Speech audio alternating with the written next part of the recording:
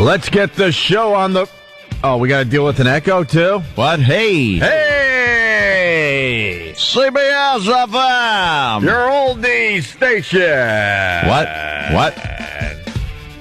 There's an echo!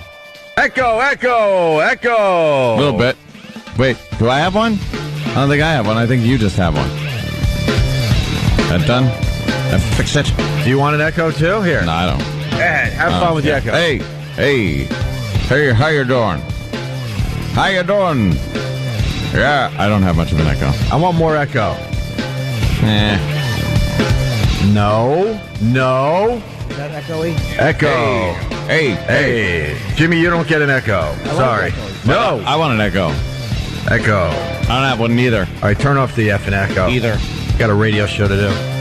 Good morning. Welcome to the Opie and Anthony Show. Good morning. You got Opie, you got Anthony, and you got the old man that is known as Jim Norton. Aw. Just walking in like a crotchety old man today. I am in pain. Poor Jimmy. Now we know what your neck. But now we know what it takes to get you in here early. You got to get a pinched nerve in your neck, and we get to see Jim nice and early in the morning. Yeah, pinched nerve in my neck. And my girlfriend and I just snip at each other. I went to bed at 12 last night. I went out to dinner with her and Colin last night to eat. And I'm like, I was just annoyed at her. Dinner with the Nortons.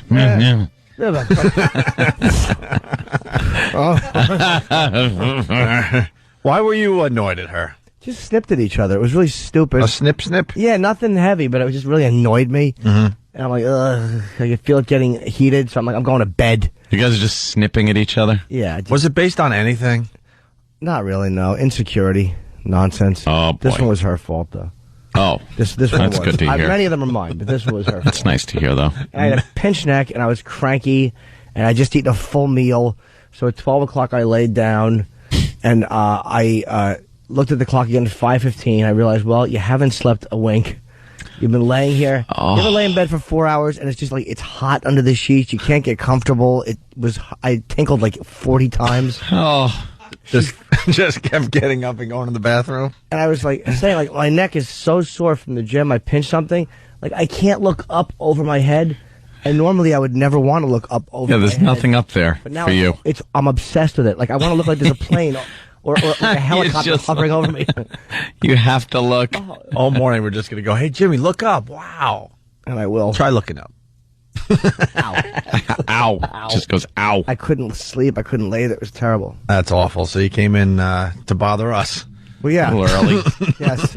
I saw on the prep sheet we had somebody interesting today, so I said I better get in. Yes. Dr. Kaku is coming by to say hi. He's all about time travel Famed physicist. and black holes and string theories. Yeah, I'm into that time travel stuff. I want to talk to him about that. I just want to know if I could go back in time and punch myself in the face. That's all I want to do with a time machine. Any rare. That's the only thing many occasions. I want to do. Yeah. Mm-hmm. All right. Well, let me play this. Where did Anthony go this weekend? Oh, no. Where could he have gone? He could have gone to Columbine. Maybe he flew to Auschwitz. He could have gone any place in the world. Jet setter Anthony. Where did Anthony go this weekend? He's never been there before. Maybe he flew to San Francisco. Where did Anthony go this weekend? Where could he have been? Always seems to be the question on Monday. Gee, I really look forward to this. Where did you go this weekend? Well, Single Anthony. it involved aircraft. You flew It did involve aircraft. Let's see. I won't give a compass heading, but yes, I departed Continental. Used Continental Airlines. No, I left out of shut up, you. LaGuardia. I left out of LaGuardia. Flew Continental from LaGuardia. Did you lay over anywhere or no? Was it nonstop? Laying over was the whole gimmick. That was the reason for going.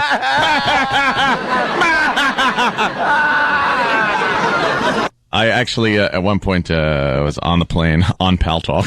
Really? Till, they tell you to shut your crap off because it makes the plane crash. What day did you fly out? Friday? I was out on Friday. Uh-huh. I was back on Sunday. Sunday, how early? Sunday, pretty early. Uh-huh. I'll give a clue. The flight was delayed. Ooh, So very interesting. I had to wait a little in Okay. the President's Club, which is very nice. But delayed a little bit, so I didn't get in until about 6-ish Last night? So last night, around there. Not bad. How many movies did you see on the flight? Oh, wow, you almost got me there. You came really, did you come close? See, one day I'm going to slip. One day I am going to slip up. Movies on the flight. Well, I had my computer with me, so I was just tinkering. And you know how I enjoy sleeping on the plane because, like Dr. Kaku talks about, it's like time travel for me when you sleep. You shut your eyes, you open them, instantly you're transported to some far away or not so far away land. Lucky you, because I spend the whole time listening to every dumb little noise. That you hear. I become a sleeper on the plane. Yeah, you're lucky. I could just nod my head. I sleep during takeoff now, which I used to like kind of watch, make sure everything's kind of rolling right. Now I just plop my head again because, of course, first class boards first. So while the riffraff is coming in, I like putting my head down by the window with a little pillow, and then I'm out. And the next thing I know, they're telling me, put your goddamn seat up. Put your goddamn seat up. We're landing. Yeah. I go, that was nice. No. And they go, no, in the water. We're ditching the aircraft.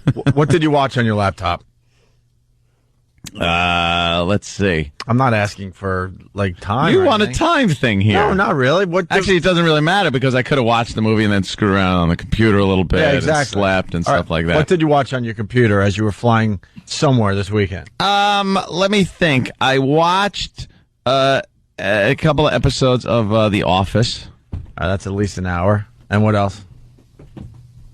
That was probably it. No, I'm going for a long flight.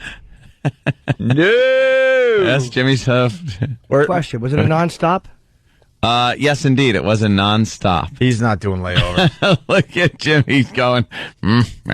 You're not doing layovers. Really? Nah. Passport involved? I don't. Passport involved? That's a great question. Passport involved? That is a good question, and I am not going to answer it. Did he get a stamp? A stamp for leaving the United States border? Not answering that, huh? I will not answer the passport question. Interesting. I was asked that yesterday also on Pal Talk, and I will not answer the passport question. Interesting. No, I didn't go to Branson, Missouri. Well, why would I go to Branson, Missouri? People come up with all kinds of wacky things. They always think I'm in Vegas, too. They always think I went to Vegas.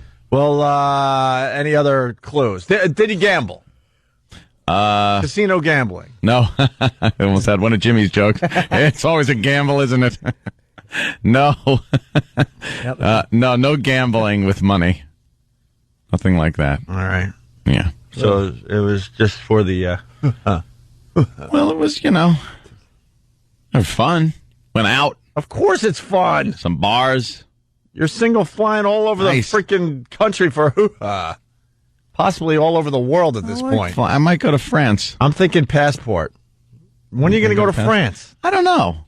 I heard we're hated there. That's kind of good. That's not why you would go to France.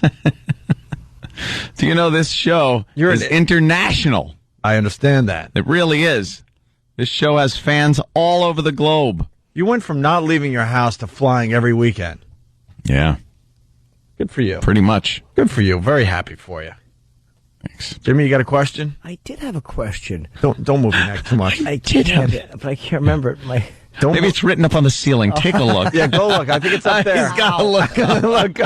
I think you got to post it up there, Jimmy. Look up there. Ow. It peaches. So you flew somewhere, you needed a passport, and it was about 2 hours at least. No one just watches 2 episodes of The Office. I didn't say I needed a passport. If you watch 2 episodes of The Office, that's 22 minutes apiece? That's 44 minutes. It takes you a few minutes before you load the thing. And, they make you turn it off, a good 15 minutes before you land. So I'm thinking your flight was at least an hour and 20 minutes. An hour and 20? At least. Minimum. So now we have to just draw a circle from where you live on Long Island and where you could go within an hour and a half, 2 hours. That's what I'm thinking. Well, get the map out, put a pin in it with Did you need a coat where you went? something. Oh, that's good. Yeah. All right, so you went north because it was pretty nice this weekend. Okay. All right, he went north. That's obvious. We have a celebrity guest. All right. I just received a text from Colin, who's apparently listening. Dachau.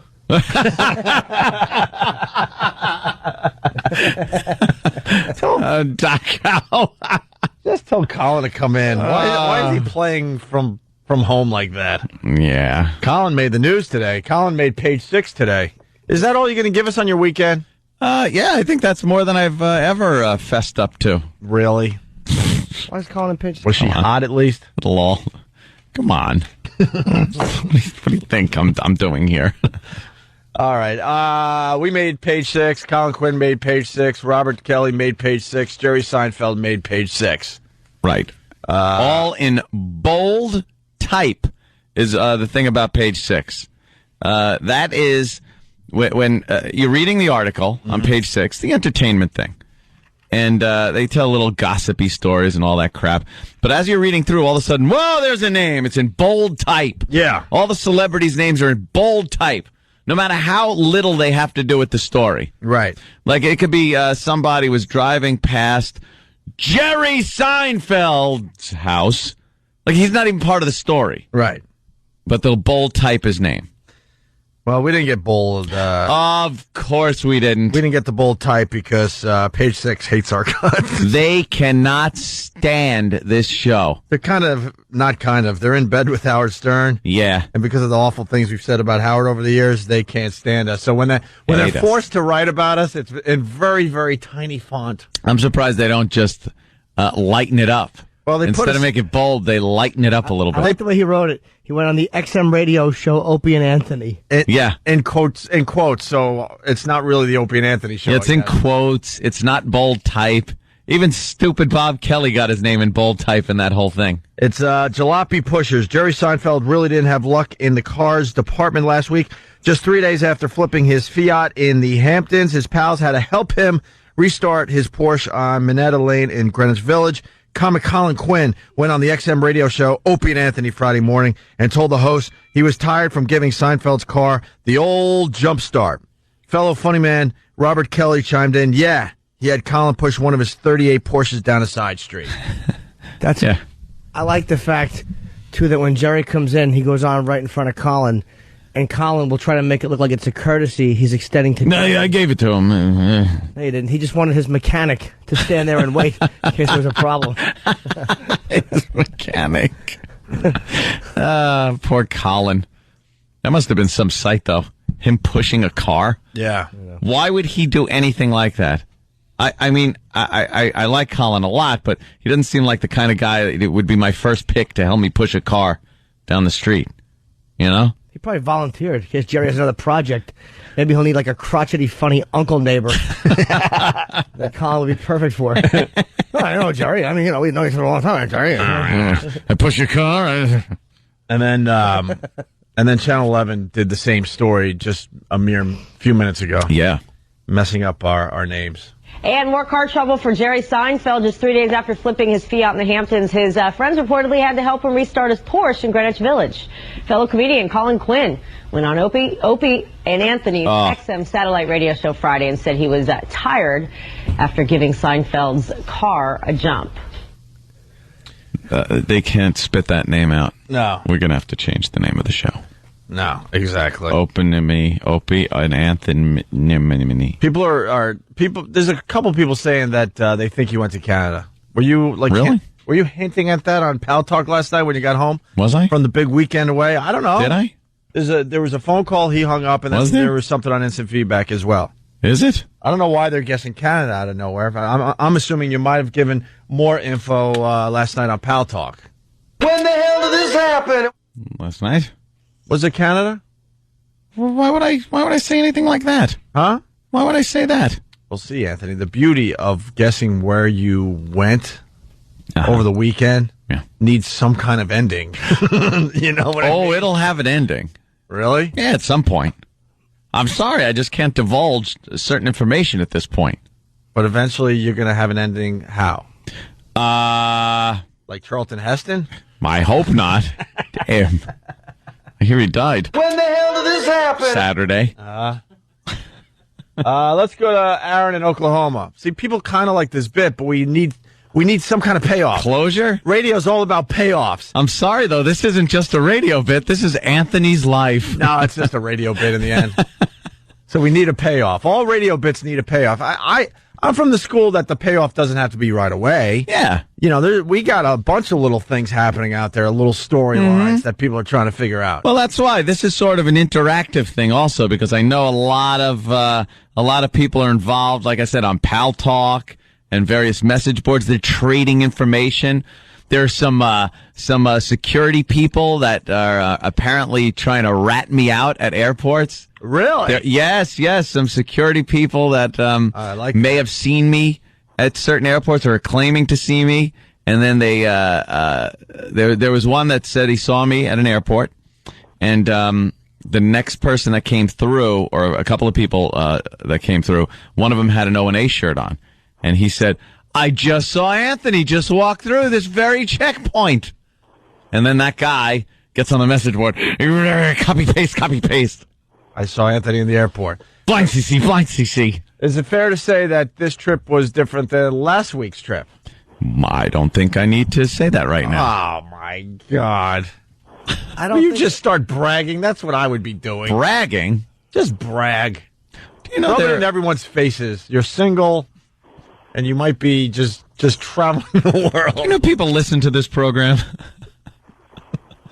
How would it seem if I just throw all my cards out there?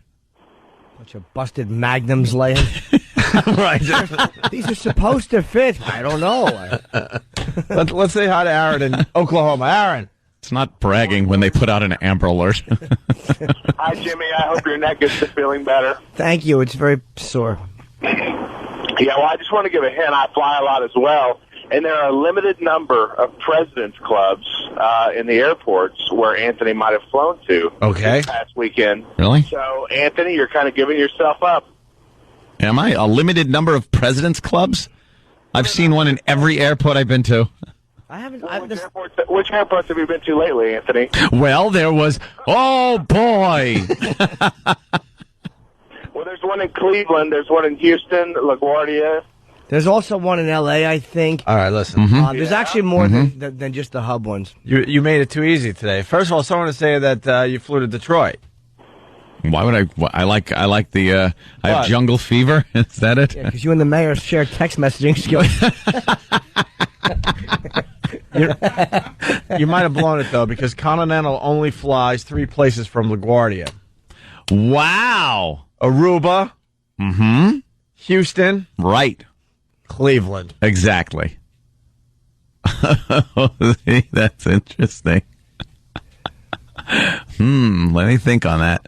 Look, you gave out the info. E-Rock just helped out a little. Did I?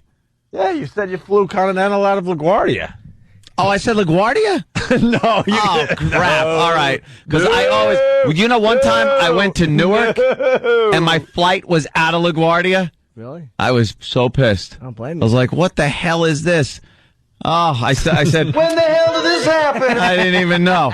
See, you got to be... Oh, wow, I didn't even know. You got to be vaguer, vaguer. A bit more. I got to be a vagrant? You got to be a bit more vague next Monday. Do you think I didn't know that when I asked if it was a nonstop flight? Do you think I didn't know that? Do you think the Continental kid? I know. Jimmy knows everything about Continental. Let's say hi to Rob on Long Island. Rob, what's up?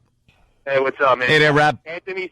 Yeah, I know how this is all going to end. Anthony's going to end up going to a certain farm in Seattle and not having a good time. Mr. Hands. Ow! Couldn't you hold that beast back? Find Anthony with horse tooth prints in his back.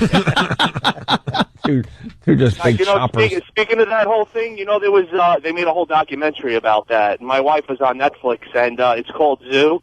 They Yeah. made a documentary about that guy that died from that horse. Yeah, I know. Yeah, his name was Kenneth Pinion, I think. He was Yeah. a Boeing engineer in Seattle. And I didn't like the documentary, but it was informative, but they didn't name him. I mean, Tom Likas actually named him, which I respected, because, he's not a child. Mm-hmm. Yeah. All right, punch it out. All right, By the thank way, you, sir. before I forget on that subject, I met somebody in Portland. She's a fan of this show, big fan of this show, and she brought a guy with her, a buddy of hers. His girlfriend apparently worked at that farm. Really? This was in Seattle, I'm sorry. This, as is a the, receptionist. this, of course, is the sex farm where Yes. mostly gay guys went, I guess, to have some sex with some animals. I don't know, but this girl I talked to, her buddy's ex-girlfriend was the receptionist at the horse farm in Seattle. Receptionist. They had a receptionist? Well, you would have to apparently go in and put down what you were looking for and what you wanted. I would love to get her on the phone, so I want to. You got her number? No, I want to connect her email. I think but I just. All right, very cool. How many pink socks did she see? Oh, you know how many? Do you know how many tear-stricken? This wasn't what I was expecting. Faces. I can't believe horses are so aggressive. Boo-hoo. The old ride on the tummy back home. You have your own car. You have to have a friend take a cab and drive you back in your own car because you can't sit. You gotta just lay down in the back seat. Yeah, on your tummy. Pink stocking. God, Your friend has to take a cab to a farm. What's the matter? I have an injury. Hey, really, really fast. The Big A tongue scraping video is up on YouTube. Just poke. Oh, it's so disgusting. Just pop in smelling Big A tongue scrapings in YouTube. Smelling Big A tongue scrapings. And you can check out everyone just gagging from smelling what we scraped off Big A's tongue. The video's really good. Sam did a great job. E-Rock really sells it right off the bat. He falls down. Once again, smelling Big A tongue scrapings on YouTube. We did that yesterday where we had Big A come in here. He has horrendous breath. We scraped his tongue for the first time in his life. And the guy is, how old is Big A? Easily in his 30s, right? He's got to be, I don't even know. How old is he? He's 30-something, easily. Really? Has to be. I put him in his 40s, but Oh, really? In his 40s I even? don't know. And we got what could only be described as like whole oysters. We were able to scrape off his tongue. And then we put it in a spoon. And then we had pretty much the whole staff, except for Anthony. Anthony was the only one. No, It should be couldn't do pointed that. out that Anthony was the only one. I could not smell that. That didn't smell what was in this spoon that we collected from Big A's tongue. And the video's pretty damn good. It's Big A tongue scrapings, or smell Big A tongue scrapings on YouTube. All right? Check that out as we take a quick break here. Opie and Anthony. Oh, no. Kenny's putting on his headphones. That can't be good. That just means radio magic That's is right. about to happen. He's going to make an entertaining show disappear. We're back with the Opie and Anthony show. Kenny, what do you have today? I think people forgot to buy tickets. What are you talking about? You know, Club Soda Kenny. your animation festival. Yes. You know, it's coming soon, and you got it. There's like 100 tickets left. Tickets are on sale now. Yeah, that's what I say. Tickets are on sale now. That's what I say. Tickets are on sale now. That's what I say. Tickets are on sale now. That's what I say. When the hell did this happen? Tickets are on sale now. Yeah. So come on, there's 100 left. Let's be done with this. Wow. today. 100 left. 100 tickets left before we could start bragging that we got a sold-out show for the Animation Festival, right? Yeah, I wanted it to be sold out already, people. I'll tell you what happens is people try to buy larger quantities than they can and they give up because there's a lot of singles and doubles left. Oh. That happens a lot of times at shows. When you see 1,800 tickets go that fast and there's 100 left, Yeah. it's because there's 2 on the end here and someone calls up and goes, "Can I get 6?" And they don't have And they 6. say, we don't have 6 together. Yeah, so buy them in like 2s and 1s and then just work it out when you get It's going to sell out no matter what. June 5th, Roseland Ballroom, the ONA Animation Festival. Tickets are on sale now through Ticketmaster.com. Right, Kenny?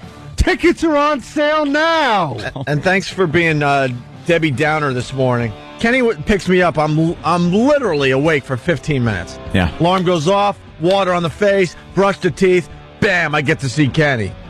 Then I get a, how was your weekend? I said it was very nice. Went down to Philly, looking at wedding places and things like that. And no real big stories there. And then the next question is, the next statement is, you know, the Animation Festival should have sold out by now. You guys should have had a sellout on Friday. Yeah. Tickets are on sale now. Well, I blame myself. I guess I didn't remind people that tickets are on sale now. You're not a good hype man. You're no Flavor Flav. I'll say. The thing is, if you have 100 tickets left out of all that, you can pretty much consider it a sellout. Kenny's gift Those will go. is not spinning things. Yeah. He's not a good spinner. No. Kenny is the no spin zone. Oh my God, he should be. He takes any fun spin and just puts a nail through it. Like instead of saying like, "Hey man, great sales this weekend, 100 shy, you'll be there by the end of the day." Just announce it once. Yeah. I don't know what happened. I guess things are done. I think the whole organization is starting to fall apart. Those cracks are getting bigger.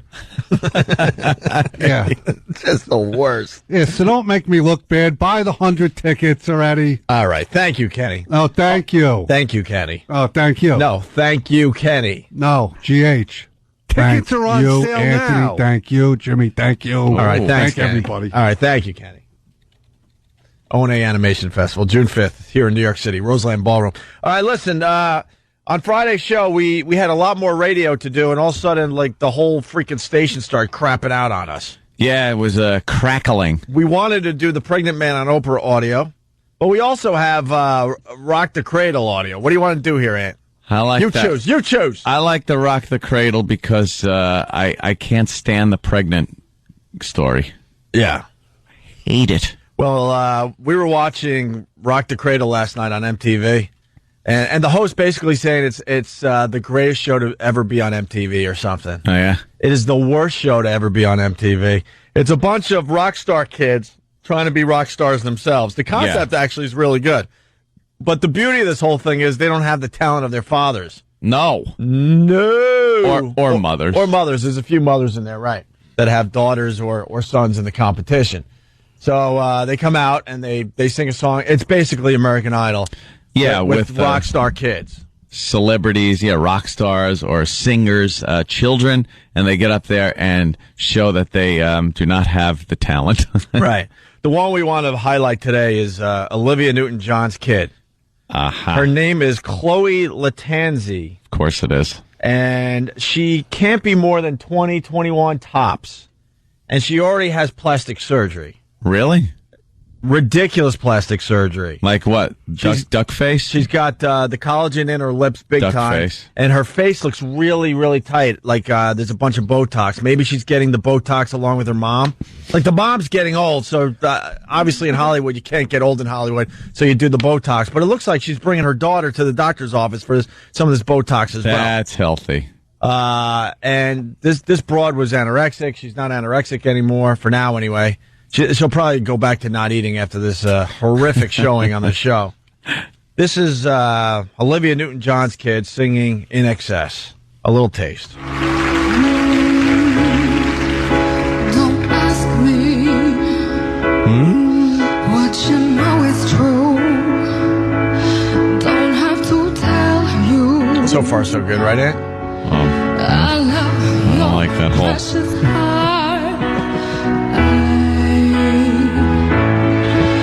I was standing,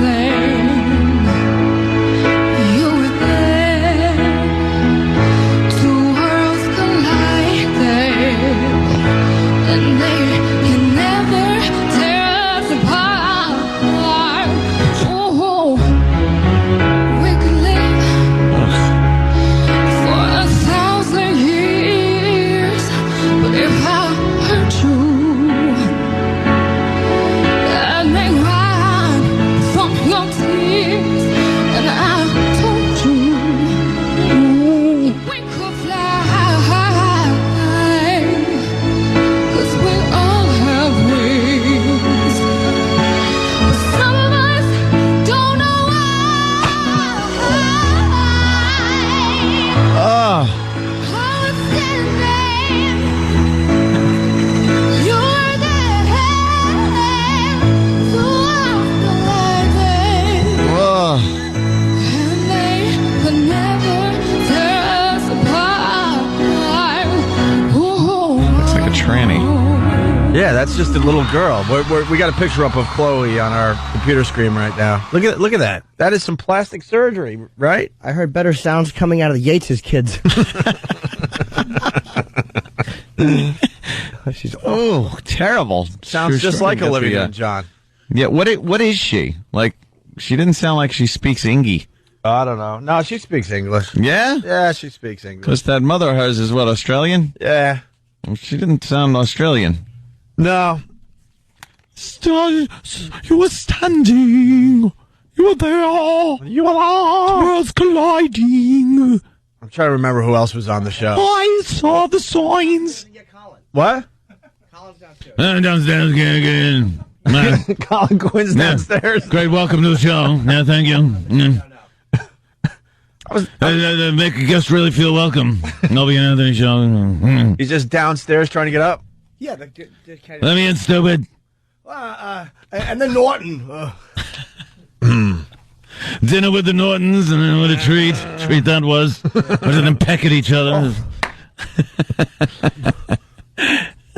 People are saying she looks like Marilyn Manson. Getting back to this Chloe. Oh yeah, Olivia Newton-John's kid there with the duck lips. She sings like she's being killed by Charlie Manson.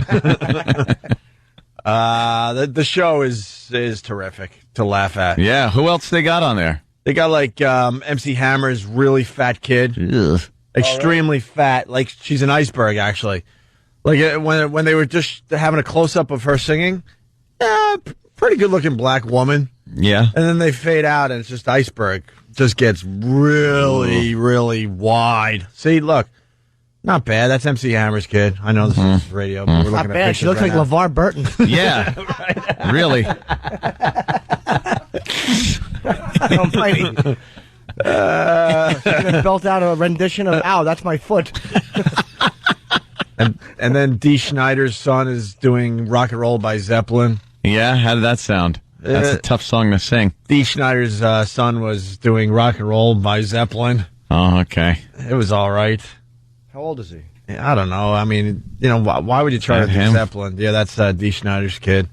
Go to the MTV website. We'll have all these pictures up on onaradio.com. Do you think Dee was mad? Like Dee probably said, like, "Hey, maybe you might want to do. We had some cool songs, and I'm gonna do Zeppelin." Yeah, I'm gonna do Zeppelin. Oh, you don't want to do Actually, they did. I Want to Rock. Or... They did a little profile on all these kids, and what Dee Schneider's kid was saying. A lot of people say my dad's a one-hit wonder.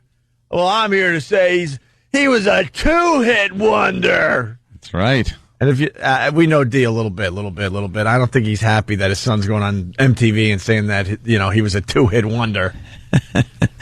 Yeah, he was there at the beginning of MTV. They were Heavy huge. rotation. Yeah. Let's say hi to Michael in Brooklyn. Michael, What's going on, fellas? Mike. how are you, Mike? I can't believe I finally got on. I've been calling you guys for like years, man. Wow. Awesome. Dude, back when you guys were on 102.7, I could never freaking get through to you guys, man. Right on. What do you want to talk about today? Why are you calling us today, there, Michael? Basically, I saw that coming a mile away, but I really enjoyed it. Bye-bye. So I don't know what we could do with this rock the cradle thing, but it's definitely some good train wreck TV for everybody out there. Yeah. Absolutely. We're going to have to check that out. All right, really quick. This story is just driving us nuts. Let's just get through it.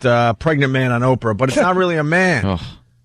But No. it's not really a man. Not a man. What is it, a transsexual, Jimmy? A woman who had the operation, not the operation, she went through the hormones, Yeah. and her breasts, I don't know if her breasts were removed or if they naturally shrank, and she has a beard, but she kept her reproductive organs. And they're calling it him because it makes it a more intriguing story. There's Right. not a pregnant man. No. It's a chick. It's a chick on hormones that the hormones was enabled this woman to grow a bit of a Grow beard. beard, have no breasts, have hair, I know. chest hair kind of crap, whatever. Get that stuff to E-Rock.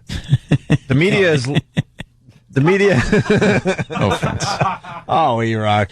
The media loves this story for some reason. Yeah, of course they do. It's one of those odd stories that people love getting around the water cooler and talking about. And when this first hit, I was thinking that it was really a man. I'm like, what the F is this impossible. about? And then as soon as I realized it was a chick on hormones, I'm like, whatever. Yeah. But Oprah really had fun with this. Really, really was interested in the woman that looks like a man that's pregnant story. That's what we'll call it. Yeah. We'll call it. And so you first started with testosterone, and then you made the decision to have your breasts removed. Yes.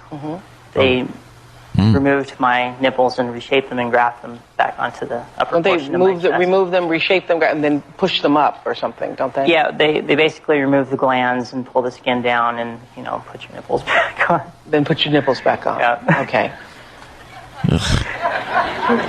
Okay, since we're in the genital area, let's just keep going, get it over. Okay, might as well. Painless procedure, really. Okay. Now let's get to the penis part. Okay. What would you like to know?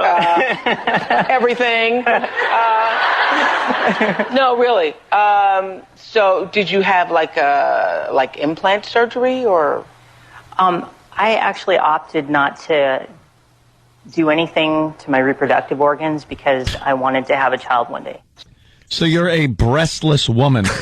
That's pretty much what this is. A breastless woman. A breastless, hairy woman. With some facial hair having a kid. Yeah. We're talking about, hey, Colin. Colin Quinn has made, made the studio here. We're talking about the pregnant man. But it's not really a man. The man has to be in quotations because it's really a woman on hormones. They keep saying man pregnant man. It's a woman because it didn't even go through a sex change, so you can't even say, pull that little card out. It's a woman that had mastectomies and is hairy because of hormones, having a baby. So what? The news keeps saying man. Exactly. A little testosterone doesn't make you a man. No. So I said you put on like one of those oldie time. Have a woman put on an oldie time handlebar mustache and say, "Look, I'm a guy. I'm what having else my doesn't make you a man? time." Holding a gun. Oh, what does that mean? Is that a dig at me? No, they always say holding a gun doesn't make you a man. No, I wouldn't dig at you, Anthony. I would dig at you because I'm listening to my radio this morning, and I hear you come on with this idiot blathering away, trashing me. And here's the best part. We all know, first of all, you help your dumb friend. Anthony, in the middle of everyone trashing me, goes, yeah, I mean, I like Colin, but what's he doing? I can't tell you the level of fury I felt hearing this back alley Tunisian knife fighter trashing me as if I really am pushing Jerry's car for fun and profit. I was fuming. What did you call him? What did you refer to Anthony as the other day at the cellar? A Corsican pimp.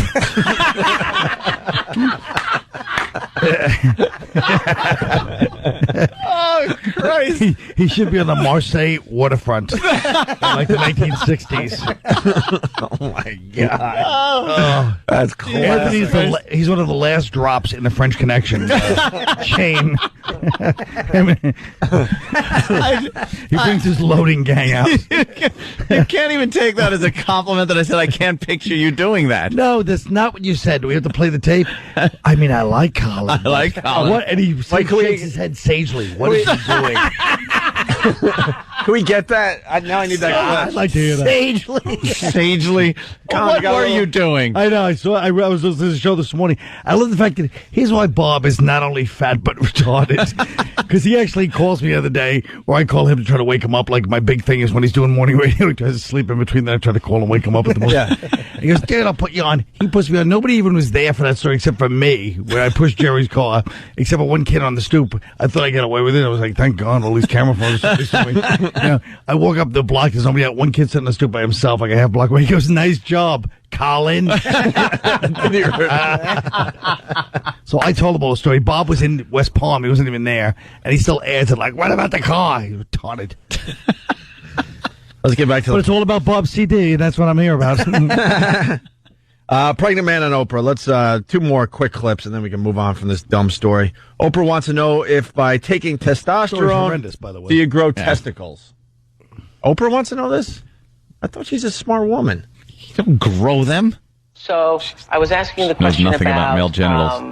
That's what it is. Exactly. It's never been close. No, she had no idea. If Gal don't have it, I don't see it. That's my motto. Your genitals. Did you have like a penis implant, or you did something else? No, amazingly, hormones are an incredible thing. Testosterone in the womb, up until I think 2 months, we all look the same. Our genitals look the same. Yeah, that and is when true. testosterone is You all know introduced- that, right? Have you seen the... No. Yeah. You didn't know that? No. Yeah, we... Okay. Oprah should try a look at a penis little implant ultrasound one day. Yeah. Yeah, so when testosterone is introduced, that's when male genitalia starts to form and reproductive organs. And I just, I Meaning, does it grow testicles? Well, I in don't the mean womb. to. I don't mean to be ignorant, but do you like? People are grow driving up the testicles, southern too? state right now. You take this story and move along. Jesus Christ. They gotta stop producing the show, apparently. The story's horrifyingly boring. Want to go in the back office and just produce the show today? Yeah. See what you come up with for us, Colin. Too? No, I mean, I just introduced testosterone to my body a little later, so the body had already formed to a certain point, but certain changes do happen. She's basically saying that she grew male stuff. Certain changes do happen. No, there's probably an increase in size of certain things that a woman has that are very sensitive and used during sex. Yeah. Clitoris. Thank you. Thank you. You can't say. Wait a minute. You can't. That is really psychotic. That's actually sexist against women. It really is. When did you figure out that you can't say that word? As Anthony's giving Was us it a during long, during my slaloming through the whole thing, trying to work around the word? But I mean, it's one of those technical words. You know what I mean? Yeah, I know. Yeah, but they don't care about that. They See, don't on understand this the show. abbreviated version of it. They don't care on this show. Which coincidentally looks like your sidekick, Norton. All right, sidekick. That's the part that hurt the most. Yeah. All right, this Why last- you thought you were an equal? You're a sidekick, and don't forget it. I guess I'm below equal and above lackey. Colin, this last I'm clip is certainly above mechanic. Stupid. Colin, why don't you bring the tools? What's the deal? Then he drives off, and I wave goodbye. Good job, Jerry. Oh, he didn't even look in his mirror. Make sure you get that. Don't miss that green light, Jerry. That's when it stalls again. Bye. He's waving and he's getting like a puff of like exhaust smoke in his face. Bye, Jerry. It's almost as embarrassing as the other night when Jerry came in and Jim goes like they're equals now. Hey, Jerry, and Jerry goes, hey. And then later I go, you didn't remember his name? He goes, yes, I do. James. He didn't remember that fool. And I saw him the other night. You're not his equal. He doesn't know who you are. I'm not his equal, but he always calls me Nortone. That's what he calls And me. today he called you James because he was stuttering because he didn't recognize you because he Of didn't course see you he in a did. month. He didn't know whether to call me Jim, Jimmy. You're a Hank, majestic irrelevance. Now go on with that Oprah thing, please. Al. That's not true. He knew me very well. At least he didn't get Good gravel to the forehead as Jerry pulled it away. Exactly. I'm glad he doesn't know my name. He'd have me pushing things. All right, this last clip, Colin, I know you have ADD. It's only 38 seconds. Can you handle 38 seconds? And then we move on from It's the not me story. to- yeah, and I'm then not we worried. move on, Don't all worry right? about me. I'm worried And about then the does listeners. it get larger? It does. Yeah. And it looks like a penis. Looks like a small penis. Yeah. She can say that, but we can't. Does size Okay, matter? Yeah. Oh, all the women just start clapping. It My certainly husband hasn't does. rolled over on me in a long time, and that's tonight. Trying to say that her thing turned into a small one of our things. Yeah. And all the women laugh like angry at their husbands because they're stuck in Orchard Park, Illinois, like lonely, and the big night out is the Oprah show. Well, to some people, yes. I don't know. You can ask my wife that Okay. question. So it Oh, my means wife, that all right, yeah, you you're quite just a man. Basically, your grows. It looks like a small penis, and therefore you look like a man. Yes, and I can have intercourse with my wife. Can I tell you one? Intercourse. Okay. Shut up. You cannot with my wife. Shut up. I'm all man. I have to No, say you're not. Yeah, that's ridiculous. That story. Shut up. Ovary, abdomen. I know this is not the time. I give her all 8 millimeters. Nothing on Go ahead, Carl. Yeah, I was go just ahead. going to say, I know this is not the time, and this is the last thing you guys need to hear. Uh-huh. And I know this is you guys on the line, and me just spuriously throwing this in there, and you guys have to deal with the weight. But the fact that you have to be on radio and bleep something said on Oprah, I'll rip apart whoever runs these stations. Yeah, it is You ridiculous. have to rip apart something that's on 4 o'clock in the afternoon on Oprah. Yeah. Yeah. There's something very... that really makes me crazy. You're right. You're absolutely right. There's I'm not the no type that cares. sense to it. About that kind of stuff. But it's It makes psychotic. no sense. Because she's helping. She's she's got that person in there for education, and we're here for humor. She does help in a certain way, Anthony. And I still have it. Where was Anthony this weekend? Did you ever establish that? No. I say Winnipeg. There's a lot of tawdry behavior. Because he changed planes in Detroit, right? We don't know. Yeah, well, he says he went nonstop, but it's a dumb bit because he doesn't give us any info, and there's It's no not a ending. bit. I get wanna know plenty his of info. ending, And it isn't a there's bit. no ending. It's called my life. It's not a bit. It's his life. And you're right. No, it is it's a bit. Well, his life is a bit to a certain His way. life is a bit at this point. Oh, all the world's a stage. I understand.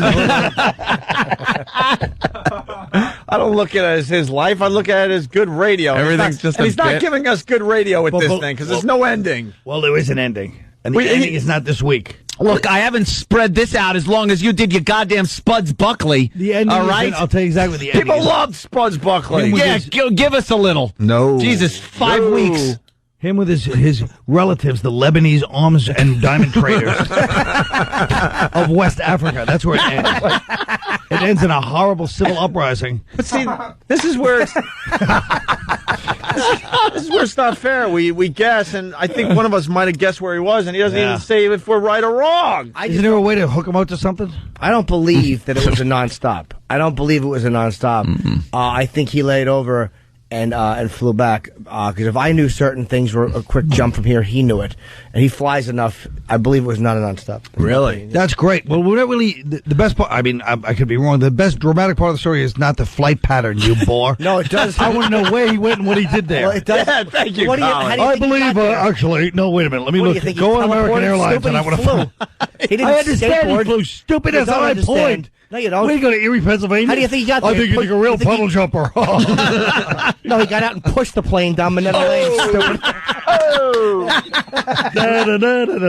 Hey, you want to hear what Anthony said about you before you were here? Oh, boy. All right, we found the clip. This is what Anthony was saying about Colin before he was Watch the here. patronizing pity in his hope. All right.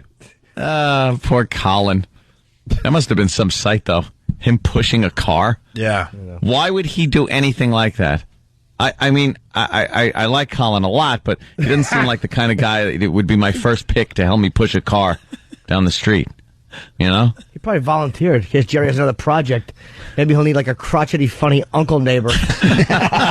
And we're back live. That's what they said about you when you weren't here there, Colin. I know, I heard that actually. That's what And roused me out of my- I was listening to the show and I was so mad. Whereas all that phony came in, the troubled sleepless artist. I had a fight with my girlfriend, so I just wandered. I have a pinched neck. Shut up! I know I was with you last night. Listening I'm to that sore. Nonsense. Did you try those exercises? You know what? I just did them against the wall. And you know what? He I looked thought they really silly. work. Yeah. What were they fighting about? Do you know? Or maybe you don't want to blow up Dodge. Well, we all had. I don't know. Everything was fine at dinner. It started after. And then I guess they left, and maybe they're like fighting. a lifetime abuse couple where out in public they look fine and everything, but inside I think Behind Jimmy's hitting her with closed phone doors. books. Hitting her with phone books. And maybe they were fighting over the fact that she probably noticed that Jim's expensive caddy looks like a caddy Camry. it's the least caddy you've ever seen. I've never seen your caddy. Really? Nice, Yeah. It's a nice I used to bike. drive around in Go his to a Toyota old dealer, dump. you'll see it. Hey, let's go to James in Virginia talking about Anthony flying somewhere this weekend. And Anthony won't give up too much information. So why we do this bit, I don't know. But James in Virginia, what do you got? Hey, maybe Anthony went nonstop after he got where he was going. He's saying you went nonstop after you got there. After I got there, yeah. Okay. There was a layover, but you're also going nonstop. Right. Did I tell you that I was, by the way, I was just speaking of that kind of humor, I was driving upstate in Connecticut, like way upstate by myself, and I heard Scorch on some obscure local radio show. Yeah, you're obsessed with Scorch. Oh, Scorch is up there. Hey, Kingdom of Nakedness. Yeah, there's a But I was DJ. obsessed over the fact that you used to have him on the show, and you'd sit there and go, what else? And you guys would be laughing like it was the best radio, and he believes it. And he kept, sorry, but You're going to blow up our spot. All right. Douche your dressing. Sam, get Scorch on the phone today because Colin's here. We haven't talked to Scorch in a while. He's a DJ. Scorch. Where is he? In Syracuse still? New Hampshire? Where is he? You can't God. keep track of this guy. And he does this show called The Kingdom of Nakedness. Yeah. Totally nude radio. The Naked Militia. What, he changed his name? Yeah, he doesn't do the naked thing anymore. He does PFG now. What's that? Pretty effing great. Yeah, PFG with Scorch. Yeah, he's in Manchester, New Hampshire, and he does a PFG TV podcast every day. Wait, he's not even on the radio anymore? No. He does afternoons in Manchester. Could you get us a highlight from his podcast? Because one morning we were watching the Scorch podcast in the office. Yeah. They're pretty damn funny. And I loved you in Fame. Okay. Get us a clip of Scorch doing his podcast. Okay. Oh, yeah, Bruno. My son! Yeah. My son's music! Sam, what does he talk about on his podcast? Well, he talks about whatever, he's thinking about in the day. I think I was just looking over some stuff, and he has, like, a bunch of celebrities are turning 50, so some things you can do when you're celebrating your 50th birthday. You want to listen to that? That could be good. I'll listen to anything he's got to say. All right, You still got the wheel You of can meat. see if it's the same stuff wheel you of did. meat. All right, come up with some good Scorch blog material. Push celebrities' cars down the street. Is that one of them? All right. Colin Quinn's here. Are you promoting anything? No. Just good that you're out of your house. We're happy that you're out of your house. Well, you invited me down last week, and I could tell you really Opie wanted me. I did too. But then when I heard you guys this morning, that just propelled me out of bed like Frankenstein. It's obvious you live pretty close to the station, too, huh? Yeah. I stormed down. Oh, they're calling you Colin Jumper Cables Quinn on Pal Talk. Steve from Bayshore. It's Opie and Anthony. Boy, we have an exciting show today. It's Opie and Anthony. In studio, Colin Quinn. He heard Anthony and Jimmy kind of taking some light shots at you. A few light blows to the head. Right. And then they got you out of bed, and then you said, screw this, I'm coming in to defend myself. My eyes snapped open. That's right. You're obsessed with trying to figure out where Anthony went this weekend. It's our new bit on Mondays because he's flying all over the place doing God knows what. Or maybe he's flying to one place. We really don't know. No, according to Jimmy, the important part of the story is that there might be a transfer flight. If you people could have heard the crushing bore that is Jim Norton before going, I think, if you really look at some of the patterns of Delta, they have a couple of 2-hour flights. There's a very good possibility of a layover. Well, when figuring out where somebody went, if you have to figure out how long it took him to get there, and we know where airport he left from, so was it like a layover, a delay? You have to know. How else are you just going to guess everywhere in the world? He went somewhere. What just happened to you right now? You're doing like you turned into a horrible character. What? It's like a modern day Peter Lorre. It's scary. He's just like this. Really? No, but God, I'm trying to figure out where he was. No, I'll tell you where he was. Somewhere outside of Cleveland. Remember they arrested that Nazi prison guard, Jim Demjanjuk. Yeah, he probably went to one of those. All right, there you go then. He went to one of those suburban houses where Eastern Europeans have memorabilia, and he probably got a couple of shrunken heads. Like Jeffrey Dahmer's house. Yeah. Jeffrey Dahmer's from out that way. Were you close to Jeffrey Dahmer's house? Could have been. He was in that's Milwaukee, right? Now you're not going to Milwaukee. He only lived in one house his whole life? I think he's taking flying lessons.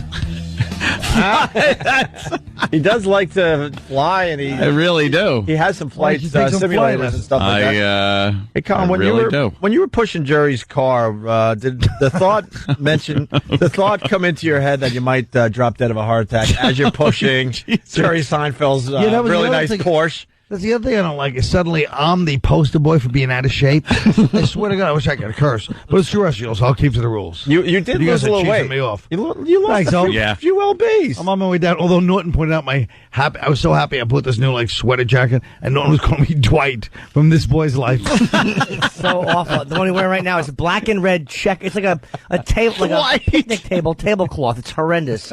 With a hood. With a hood, though. You really think she's outdoorsy and rustic looking. You just look like someone slobbed dead. Like to smack your face.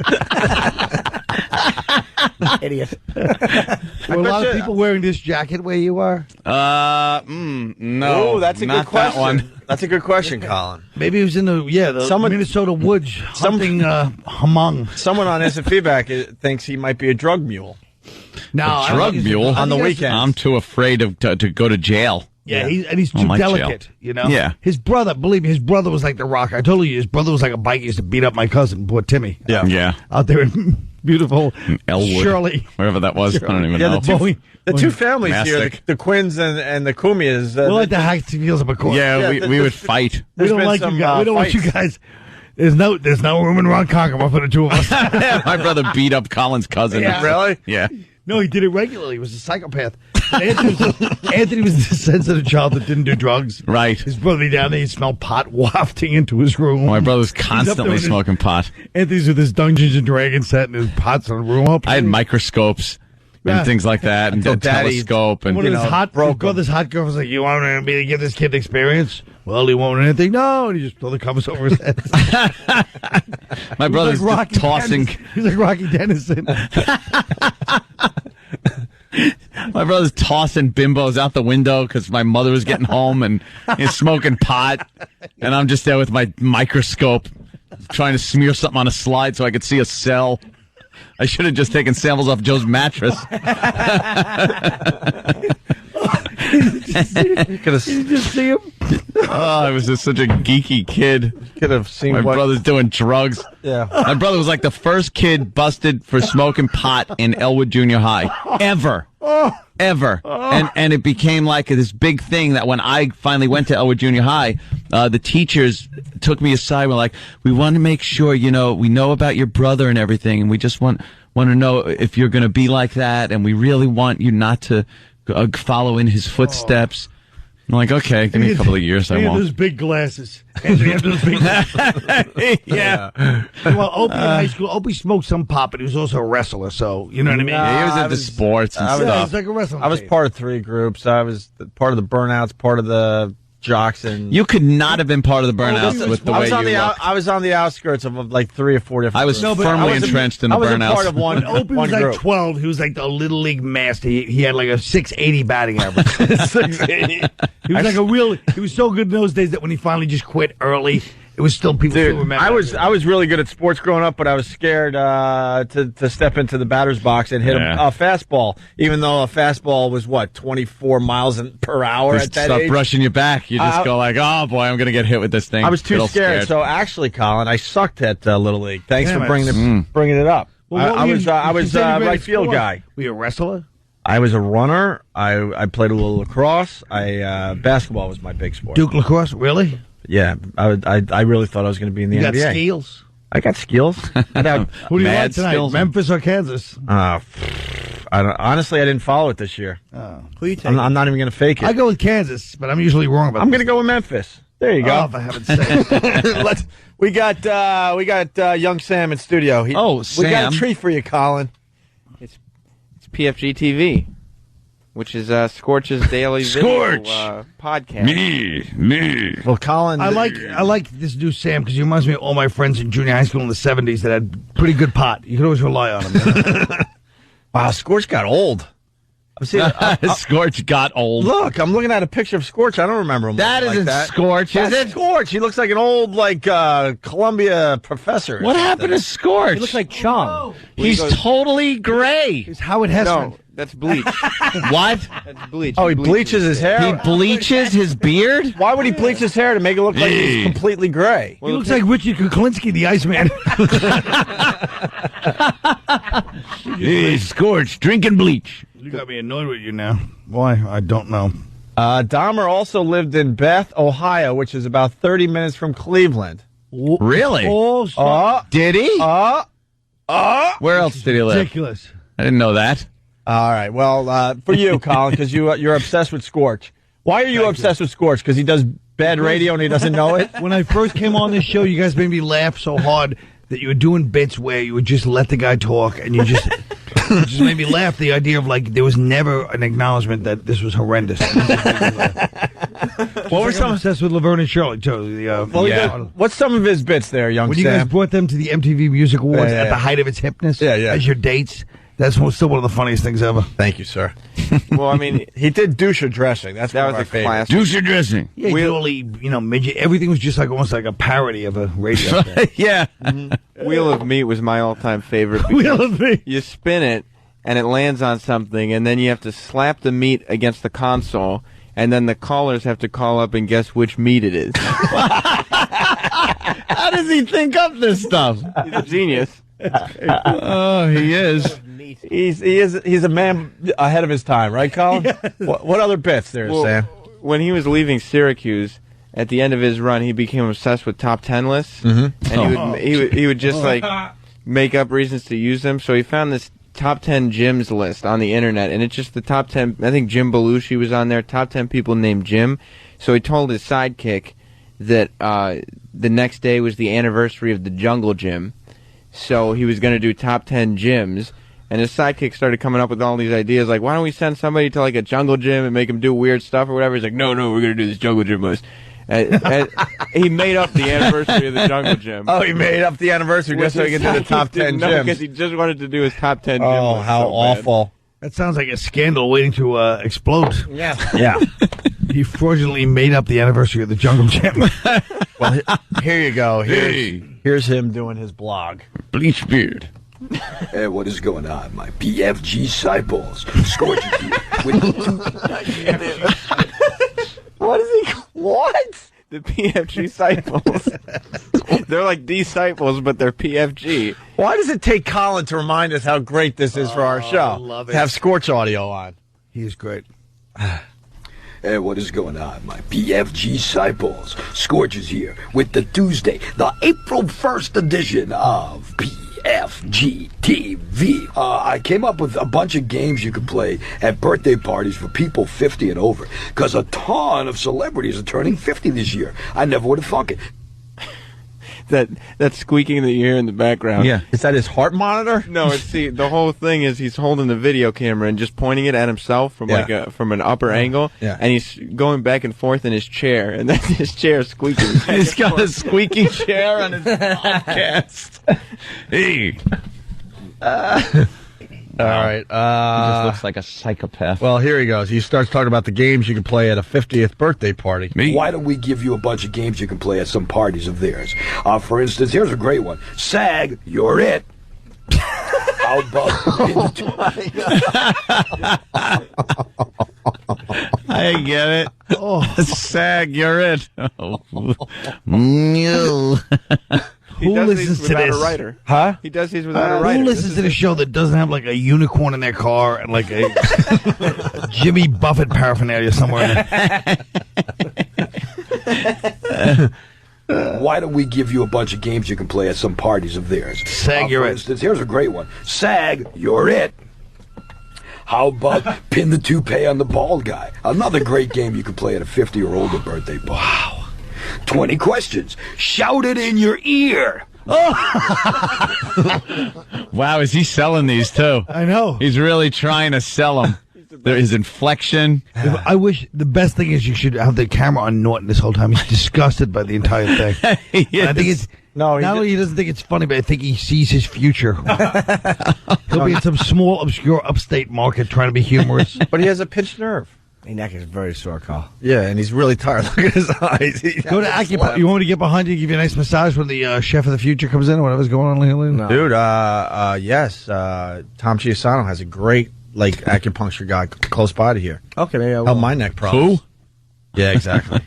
Might be a great game to play at a 50 or older birthday party. How about you got Kick the Bucket? You've got Doc Goose you can play at a 50 or older party. Doc. Spin the Bottle of Mylanta. It's always a fun game to play. That was a good one. 50 or older party. Now, does he have any idea how awful this is? Let me tell you something. Scorch knows that he is the #1 DJ in the country. He I love does. this guy. This kid's like 19. He's an expert on Scorch. He interned for him. Oh, you did? I spent a year with Scorch. He spent a year with Scorch up there in Syracuse at the Scorch taught time. me radio. Yeah, that's great. Scorch taught you Do you radio. have any inside dope we should know about him? This is it. This is Scorch. Off the air, he's the same guy. He's insistent that these are the greatest bits of all time. That this was going to bring Syracuse radio back to market whatever. All right, let's one more clip of Scorch doing his blog. Musical Recliners is a great game to play if you had a birthday party. For That is kind of funny. It's on a musical chairs. Right. Oh, because old people like recliners? Yep. Yeah. I see. Yeah. For somebody 50 or older. Hide and go pee. Now that is a great game to play. He almost if made you had himself a 50 laugh or out. older birthday party. Almost. And I think the best one you can play would be Red Rover. The nurse says bend over. You know what I'm saying? You know what I'm saying. Sam's just laughing his ass off over there. But you have to end your joke with, you know what I'm saying? Red Rover, there's a bend over. Hey, you know what I'm saying? But I got to tell you, folks, let's get serious a minute here. Oh, Jim's disgusted. What's wrong, Jimmy? What's there to say? I'm just enjoying it with the rest of you. Jimmy, look up. Let's play Marco Oldo. That's pretty much, that would have fit in perfectly. It's almost like polo, but it's got old in it. We love the guy, though. We can't get enough of Scorch. No, I know. His sidekick, Paulie in Syracuse, used to get so pissed off that Scorch insisted on doing this show because he realized that his career was in the hands of Scorch.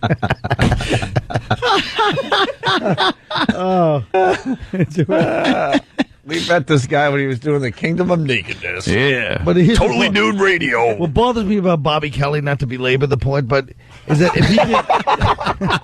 if he was on Scorch, you'd have to tell him the show stinks so he wouldn't know. He'd do it for like a month. Dude, yeah, I'm on Scorch today, dude. He wouldn't know. Dude, you know what? He's not O&A, but you know what, dude? He's entertaining people. What is he supposed to be, schmarmy? Should he be schmarmy like these other guys, dude? You know what? Oh, your goddamn Bob Kelly impression is He put great. an H in smarmy, that dummy. Dude, he's so schmarmy. Schmarmy. He's entertaining. He gets the hands going. Jimmy's impression's great. Getting back to Scorch, Dan in Philly writes, "Oh, I swear to God, I saw these on a Hallmark card." Getting his bits from Hallmark. He's going into the cards that all have 50 written on there and opening it up. So you're 50. Right. You're going to play pin the toupee on the bald guy? Happy birthday. Rose are red, violets are blue. I'm over 50. How about you? It rhymes. Rachel. What I'm saying, all these games you can play if you're going to have a party for somebody 50 or older. We get the bit. If you follow my rules and follow some of these games, and you play these games, and everybody has a ball, then people are going to say to you, you know what? The parties you throw are PFG. Wow. Pretty effing Great. great. Not even good. God. Great. Oh, my God. What happened to P- buddy's That's great. I love Scorch. Everything he does is genius. Do you remember any more of his bits? Douche or dressing was hilarious. Douche or dressing. Like, you can only play that bit one time for maybe 2 minutes. Scorch was, he believed that the payoff was you have to get a listener to call in and, for instance, guess the meat. Like, Paul would consistently come up with ideas, like any kind of stunt to do with the stunt guy there, and Scorch would always turn it down in favor of something more like Top 10 Gyms, so you could call in with your favorite person named Jim, or Wheel of Meat. But that keeps people involved. So Wheel of Meat. Yeah. Oh, We're going yeah. to do Wheel of Meat today. Yeah, and then Wheel of Meat's the greatest. That sounds Wheel of Meat. Only Scorch. He could throw. So he throws meat. You try to guess if it's a pork chop. we had the brain cell stimulator would come on at I think 6:45 every morning, and it would be a trivia question. Brain cell stimulator. Yeah, and we had 3 phone lines in the studio. So off the air, this is just a joke between us guys. When all 3 phone lines would light up, Scorch every time would go, "Ooh, ookie ookie," or "Looky looky Miss Cookie." That's what keeps you from going crazy to Joe when you got a little inside jokes to laugh together. Except it maybe once a week we got all 3 lines lit up. 3 lines. So it was rare, but looky Miss Cookie. Yeah. This will probably put him in a good mood, too. Like, yeah, Right. could be on the gas now. You know, he just loves his life, though. Oh, who can fault him? He has no clue. He is having a blast being Scorched. Right now, he's not sitting there with a pinched nerve. No. Fighting with his girl. I know. But I came He's probably in anyway. a happy relationship, and his neck is quite fine. All the vertebrae are Maybe in the pinch- perfect position. Yeah, well, actually, the pinched nerve could be from fighting with your girlfriend. Yeah, a little too Maybe much you're stress. holding in some toxic anger. No, it was only a very brief fight. It wasn't long. We're not done analyzing it yet. But Don't you're try to cover incorrect up. already, so No, I'm not I don't going to think I make your am ass out of incorrect. yourself. I'll tell you, Jim swept that check last night. It was pretty expensive. We went to Red Eye Grill. Wow. He picked it up without hesitate. It was pretty expensive. Jimmy's good like that. That probably pinched his nerve, too. I have. That's not the point. I know It's true. times are tough, so I'll take you out. Okay, Ralph. It's true. I put a lot of bucks in your. And while these guys were on hiatus, I put a lot of money in your pocket. I never denied that. We got Scorch listeners checking in. We got to go to Paul in New Hampshire. Paul, what's up? Hey, what's up, boys? Hey. Hey, Scorch is unlistenable. He still does the brain cell stimulator, and all he does is basically ask questions in order for people to call in and do a show for him. I don't listen to him, but when I drive for work up here in New Hampshire, so when the afternoon drunks at BCN are out of range, I have to listen to some of the local stations. So right on, man. All right, thank you. He's probably just jealous because he didn't have one of the top 10 gyms. Let's go to Jeff in New Hampshire. Jeff. Hey, good morning, guys. How you doing? Hey. New Hampshire's a hotbed of Opie and Anthony activity this morning. Yes. What's up, Jeff? I thought you guys liked Scorch. This is we love Scorch. This is what we do to the people we love. When are you guys going to figure this out? I mean, Colin's taking a beating today. That's because we love the guy. Scorch knows we love the guy. He's just hysterical to talk about his show. I mean, Jesus Christ, we worked with the guy, hung out with him, but we know he comes up with these ideas that are a little off the wall. Yeah. Do the ideas PMS? PFG. Yeah, PFG. All right, let's go to Joe. Get it right. The guy is funny. He's just a little too crazy sometimes. Yeah. Scorch. Oh, That's what we're trying to say. Yeah, he goes, he doesn't know when to stop. I mean, the 50-year-old birthday party was like, That's crazy. Slow down a little. But it's true. People like to hear about celebrities. So that's actually a good tie-in. Let's go to Joe in New Hampshire. Joe. hey, what's up, guys? Hey. Hey, first of all, I take offense to you calling me a Scorch listener, but All right, what's up? Well, the last guy was ready to fight. Yeah. For the last couple of years since he's been up here, every time you said, my boy Scorch, I wondered if you ever heard the guy's voice. He sounds like he's doing a drunk calling impression. Hey. Be nice. All right, punch him out. All right, and one more, then we'll move on. Corey, New Hampshire, what's up? Hey, how's it going? Yeah, I work construction up here, and we listen to 101, and they won't change the station. So every time Scorch comes on, I walk over and shut that cancer-thorn retard off the radio.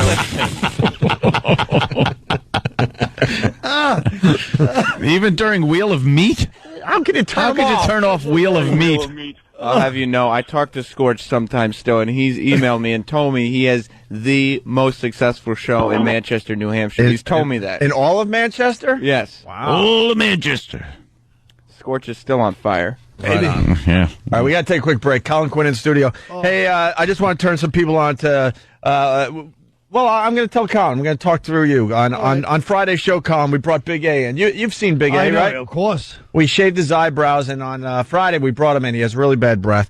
We scraped his tongue for the first time. You can't just glaze over it by saying he has really bad breath. It's so horrifically bad that if he's in a room, no matter the size of the room, long enough, the entire room will fill up with the odor of his mouth. It happened. He's kind of right, Colin. I was trying to be nice. But he's kind of right. He's kind of right, Colin. I'll describe his breath. Stephen King wrote a book about it.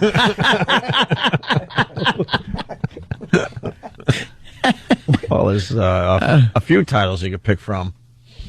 So we don't know how old he is. He's easily in his late 30s, I'm guessing. Ann thinks he might be in his 40s. I don't know. We scraped his tongue for the first time. He's never done this in his life. And what could only be described as like oyster-looking It looked like oyster and cottage cheese mixed together. was coming off his tongue. Did you hand the scrapings over to the FBI? Well, Colin, we put it on a spoon, and we made the pretty much the entire staff, except for Anthony, smell it. Right. And it was not even, I'm looking at E-Rock. Right now, look at him. E-Rock went down. E-Rock. Like he was punched in the face, E-Rock went down. It completely floored E-Rock, and then we went around, the entire staff did it, and the montage video is up on YouTube. Just go to Smell Big A Tongue Scrapings, and you'll find the video. It's horrific, Colin. I like Big A's outfit though. He's kind of rocking a Hollywood producer. He's got like the 3 days unshaven, the hair swept back, kind of a hip shirt there. And we just kept getting more and more off his tongue. It was amazing how much we were able to get off his tongue. in one session of tongue scrapings. I can't believe it. So you think that's what it was, huh? Yeah. Did he floss too? You ever seen that movie Kingpin when Randy Quaid flossed? Yeah. That's probably what it'll be like. Oh, That big head of floss. Oh, Jesus. Kingpin rules. Yeah. So the video is up on YouTube. Smell Big A tongue scrapings. He just made Yeah, there's young Sam puking. And young Sam takes a lot to get a reaction out of young Sam, but we got one on Friday. Look at him. He just keeps dry heaving. Steve kept shoving the spoon of gook under his nose. Yeah. The best reaction, though, was E-Rock. E-Rock fell immediately like he got hit by a bullet or something. And then and now we're seeing Danny, and Danny's dry heaving like a cat would dry heave. Yeah, yeah. He's just trying to get a fur ball up. Look at Big A standing there. More scrapings. That is just... Then we scraped at one point we scraped and it fell onto his shirt and we had to scrape it off his shirt because we don't want to lose any of the sampling. Any of the goodness. Yeah, we wanted to keep all the goodness intact.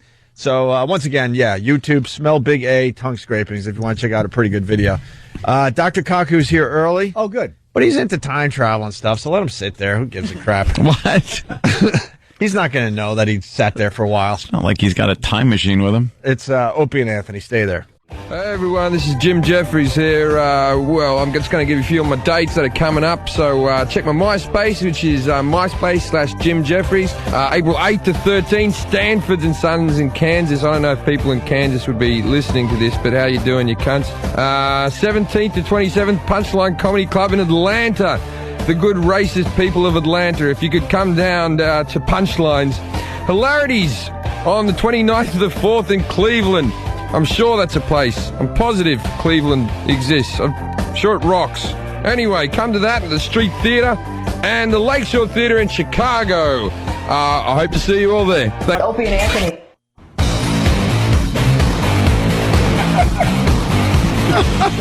Colin Quinn in studio, entertaining everybody today. It's the Opie and Anthony Show.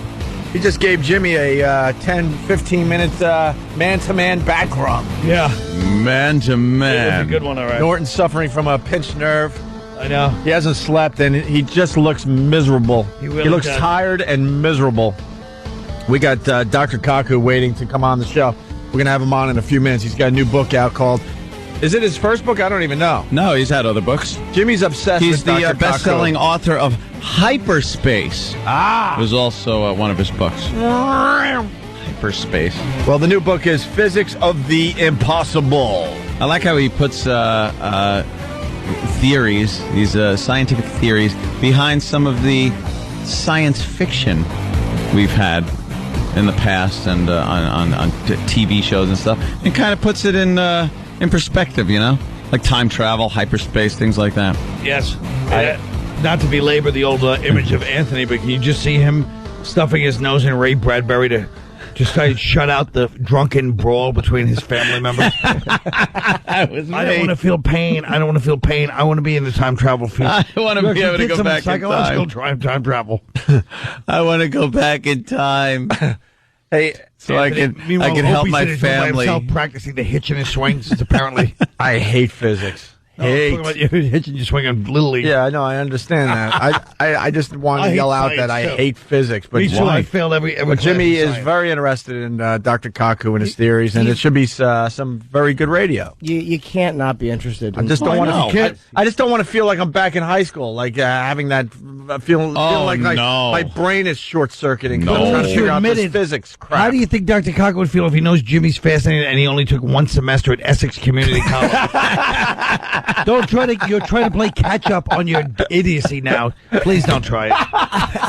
You're like kind of naturally smart, but you're not well read and you're not educated. I happen to have a better grasp on theoretical physics than you think. I'm as stupid as they come. Doesn't Colin make you feel dumb? Yeah. No, not at all. Because I know what I am, my limitations. I'm a creep and a kind of a half dummy who thinks he's smart. Right about This now, phony Dr. thinks he's Kaku smart. is thinking, where am I? What am I doing here? I think he'll enjoy this. Yeah, we'll have some fun. Do you think he noticed the look of fear in Jim's eyes when Jim asked him some idiotic question? He turned him and Jim was afraid of being exposed. He's like,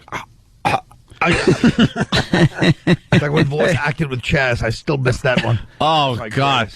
Beans. You heard it, though, right? I heard about it. Oh, we'll have to go get that for Colin. It is so Thank you. horrifically bad. I mean, you cannot get worse acting than Voss and Chaz Palminteri. Voss's shame spiral acting technique. Yeah. We're trying to do way too many things today, but I think we should Google bomb Big A tongue scrapings today. All right. Big A tongue scraping should be Google bombed today. We want to make that the number one search in America. Big A tongue scrapings. Let's Google bomb the hell out of that. Okay, really fast for Colin. Yes. We surprised Rich Voss. Yeah. Rich was talking about his acting and auditioning, and Jimmy's Rich like, is a shameful, right. And Jimmy's like, well, let's see how you would do. Like, how bad are you? And so Jimmy set up this thing where Voss would come in and read lines with Jim Norton. At the last minute, Norton leaves his microphone. The door opens up, and Chaz Palminteri walks in. And they're reading lines from A Bronx Tale, which is Chaz's But the play. beauty of this, Voss had no clue. We completely surprised him. And what you're about to hear is something we put together called A Bronkish Tale. And when Voss thought it was me reading with him, he was nervous and in the bathroom practicing his lines. He really wanted to make an impression. Oh, he certainly did. Yeah. And listen to this no emotion. Yeah.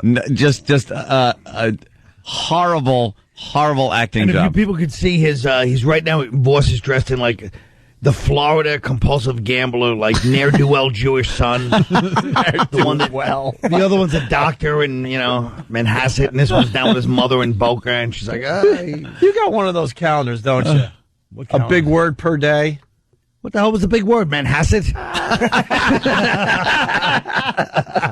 No, ne'er-do-well. Ne'er-do-well. You're using a lot of big words. I think you got one of those big words of a day calendars. Act like this is how it is. What are you talking about? That was Colin's apostrophe word. Once in a while, he likes a big word, and that one has an apostrophe in it. Oh, I like it. Yeah. Big words with apostrophe. I don't like you guys trying to act like I'm secretly planning to be brilliant. It's just the way I am. All right, here we go. Here's A Bronkish Tale, put together by Stephen Derrick. Robert De Niro. It's not what you say, it's what he sees. In his directorial debut. We can't accept that. Starring Chaz Palminteri. I didn't give it to you, I gave it to your son. And Rich Voss. Louie, Beans, I want my money. A Bronx Tale. Beans, you can't dodge me forever. Come on, what are you doing about? What are you yelling about, huh? John, I got a problem with this guy over here. Louie Beans, this guy owes me 20, and it's been 2 weeks now, and every time he sees me, he keeps dodging me, John. Should I crack him one or what? The struggle of an idiotic Jewish comedian stammering his way through a few lines of film dialogue with a genuine Hollywood actor. Listen, see, sometimes violence is not the answer. Is he a good friend of yours or not? Nah, John, I don't even like him. Well, there's your answer right there. Look at it this way. It costs you $20 to get rid of him. He's never going to ask you for money again. He's never going to bother you again. He's out of your life for $20. Come on, you got him cheap. You're right, John. You're always right. A Bronx Tale. How do you know the right answer all the time, Johnny? Well, I try to keep my eyes and ears open all the time, and I read. You read? Yeah, I read. Come on, let's go to Mario's next door and get something to eat. Is he horrendous? Louie Beans. He just takes all the joy out of it. It's not even like bad. It's just like, oh. That's just it. It's not only just bad, where it's so bad. He's so bad, like when you see the movie now, you're going to be like, why? I used to love this movie. Yeah. I know. And then to hear Chaz Palminteri, to hear him do his lines, and it's just brilliant. And then Voss, it's this guy, Louie Beans. Oh. It's just flat. It's devoid of emotion. Yeah. It's like listening to a two-dimensional being speak. He's like a cardboard cutout with like a voice just coming out of the mouth. Like the mouth doesn't move, just the lips have a hole cut in them, and sound is coming out. And look at that piece. That's what he looks like. Yeah. All right. Hey, we got Dr. Kaku standing by, but we got to get to the big story of the day, obviously. We got to do a little bit on this. Right to the tape here. Maybe not.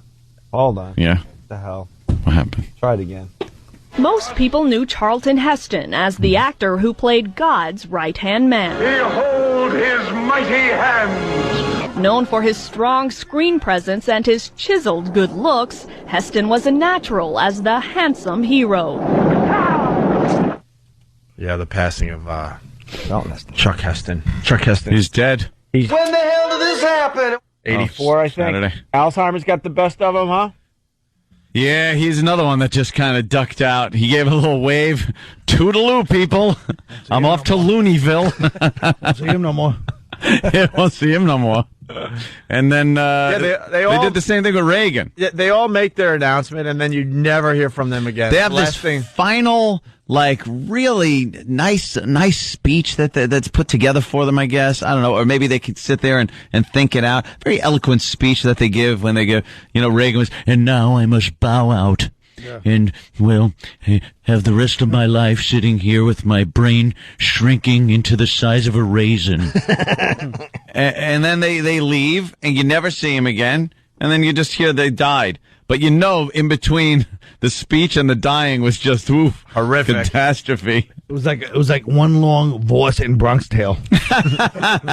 Louis Beans, damn you! Damn you, Louis Beans! $20. I need my $20. They're dodging me, Lord. Why, Lord, have you forsaken me and let Louis Beans dodge me? Wait a minute. And it's his bit about his daughters. He's dodging her. Dodging me? Yes. Yes, he's ripping me off. Hoo-hoo. Damn you, Lord. Why did you forsake me with the disease that turned my brain into a walnut? Why? They cut out my brain, you damn dirty ape! In a hole the size of a little pin, they could extract what was left of my brain. Oh, they did a final CAT scan. It was all skull with a little pea in the middle. Just a little pea that knew how to shoot a gun. That was all that was left was guns. I would just fire weapons around the house all the time, frightening Mrs. Heston. Was there a Mrs. Heston? Am I survived? Thank you, Dan. Yes, frightening Mrs. Heston. I forgot I have Alzheimer's. How would you know? That old bitch, she had a head like a Mardi Gras float. Oh, wait, I can't use the same jokes. Damn me! I used all my Alzheimer's jokes with Ronald Reagan. Me and Ronald Reagan play golf in heaven now. Yeah? Yes, we play one hole 18 times, but it's all different to us. That old gag, Lord! That old gag! Is it true you're not hitting a golf ball around, you're just hitting your brain around up there? Yes! We just hit my brain! Is that a Titleist? No, it's my medulla oblongata. I have a calendar with big words like Colin. Damn, Colin! I had the brain the size of a pinhead, and I wouldn't push Seinfeld's car. What's wrong with you? You're a celebrity. Damn you, Lord. You've forsaken me. Yes. Left me to rot in my own feces. I was such a big Hollywood star. I banged them all, too. Yeah, you did. All of them. I was a man's man. And in the end, it just hung there like a wet noodle. Never to be used, like my brain. I guess God needed a gun advocate. That's what happened. That's why he took me. God loves guns. Yes, he does. I brought God an AR-15. He loves it. He shoots it at Jesus. But he doesn't mind. Jesus holds his hands up, and it's target practice. Oh. God hits the holes every time. What, too much? Yeah. I got Nate in Brooklyn for you, Mr. Heston. Nate, what's up? Hey, guys, good morning. Good morning. Yeah, I guess now that old Chuck is gone, we're going to be able to pry his gun from his cold, dead finger. No! From my cold, dead... Oh, I see. You're empty-handed. They got my gun. You have nothing in your hand, sir. Damn, from my cold refrigerator. I'm thirsty. Need something to drink. 1959, that distinction and the movie Ben-Hur won him the Oscar. Who are you? A rarity in Hollywood, his film career endured more than half a century. Damn. From Technicolor epics to science fiction, that granite-carved profile intimidated opponents with a glare or few choice words. Take your stinking paws off me, you damn dirty ape! That's when I was uptown. Okay. I have Alzheimer's. I have an excuse. Shut up. I say things that I probably shouldn't say. A cabbie grabbed me, and I told him that. Damn you! Oh, I remember doing Planet of the Apes with Cornelius and lovely Zira. I had jungle fever with Zira. I remember that. Oh, she never shaved down there. Although it would look odd if she did, wouldn't it? Yeah, just everything else all ape-hairy, and then just walk that. What about Nova? Nova. Yeah. Nova. She was dumb as a rock, but boy, what a great lay. Well, now Pity I couldn't remember her in my final years. She would have been good in my spank bubble. My spank bubble was really whittled down by Alzheimer's. It was pretty much, who was left in there? Mickey Rooney. Not much pleasure out of the spank bubble being full of Mickey Rooney. And who is that other guy? That guy. Edward G. Robinson. Edward G. Robinson. Thank you, Colin. Oh, you got you the share a Alzheimer's. birthday with him, don't you? Yeah, see, that's an old joke. Damn you, Colin. He was the longest-serving president of the Screen Actors I was the Guild. president? Damn, why didn't I do something? Conservative politics and fought the forces of gun control. After 4 people were killed in a school shooting in Jonesboro, Arkansas, Heston took command of the declining National Rifle Association and turned it around with what became a polarizing phrase. From my cold, dead hands. I cast this rifle upon the Nile. Oh, wait. No, it was a staff. Damn you! I hate being in these old movies. If I had a gun in the 10 Commandments, I'd have kicked ass. Even that stupid Planet of the Apes gun I had, I could just mow them all down. You've made an idol of gold? And then I just sort of gack. That's right. Damn you all to hell. I have a gun. That's what I wanted to do, rewrites on everything. What year is it? 25 BC? How about I fire some rounds off? I love my guns. I hope I get guns in heaven. Won't that be fun? I could just shoot at people, go right through them, it couldn't hurt anyone. From my cold pool. It's very cold, I didn't have the heater on. I have Alzheimer's. Give it up for me, please. Damn you. Heston was used to taking a stand. In the 60s, he disagreed with segregation, supported Dr. Martin Luther King, and campaigned for civil rights. Boy, I changed. Didn't I really spin around? Yeah, you did. I supported Martin Luther King.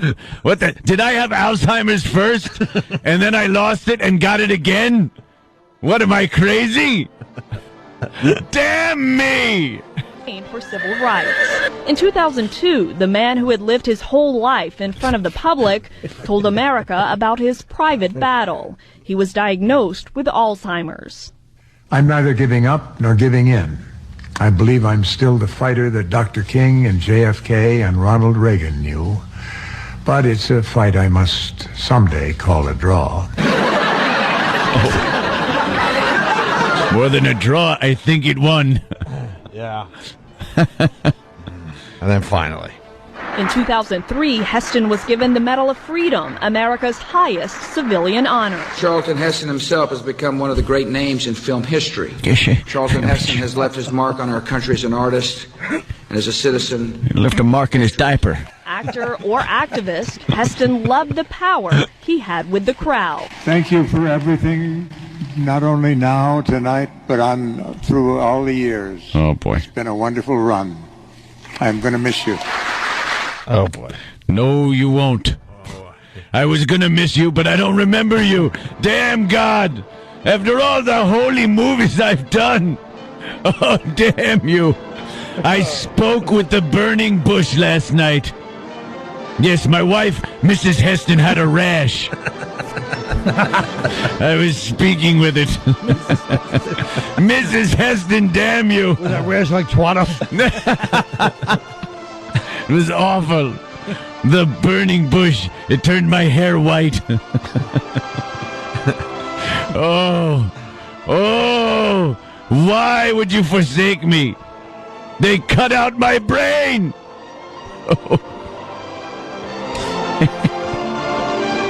Yes, I certainly wish I did have a gun when Michael Moore interviewed me.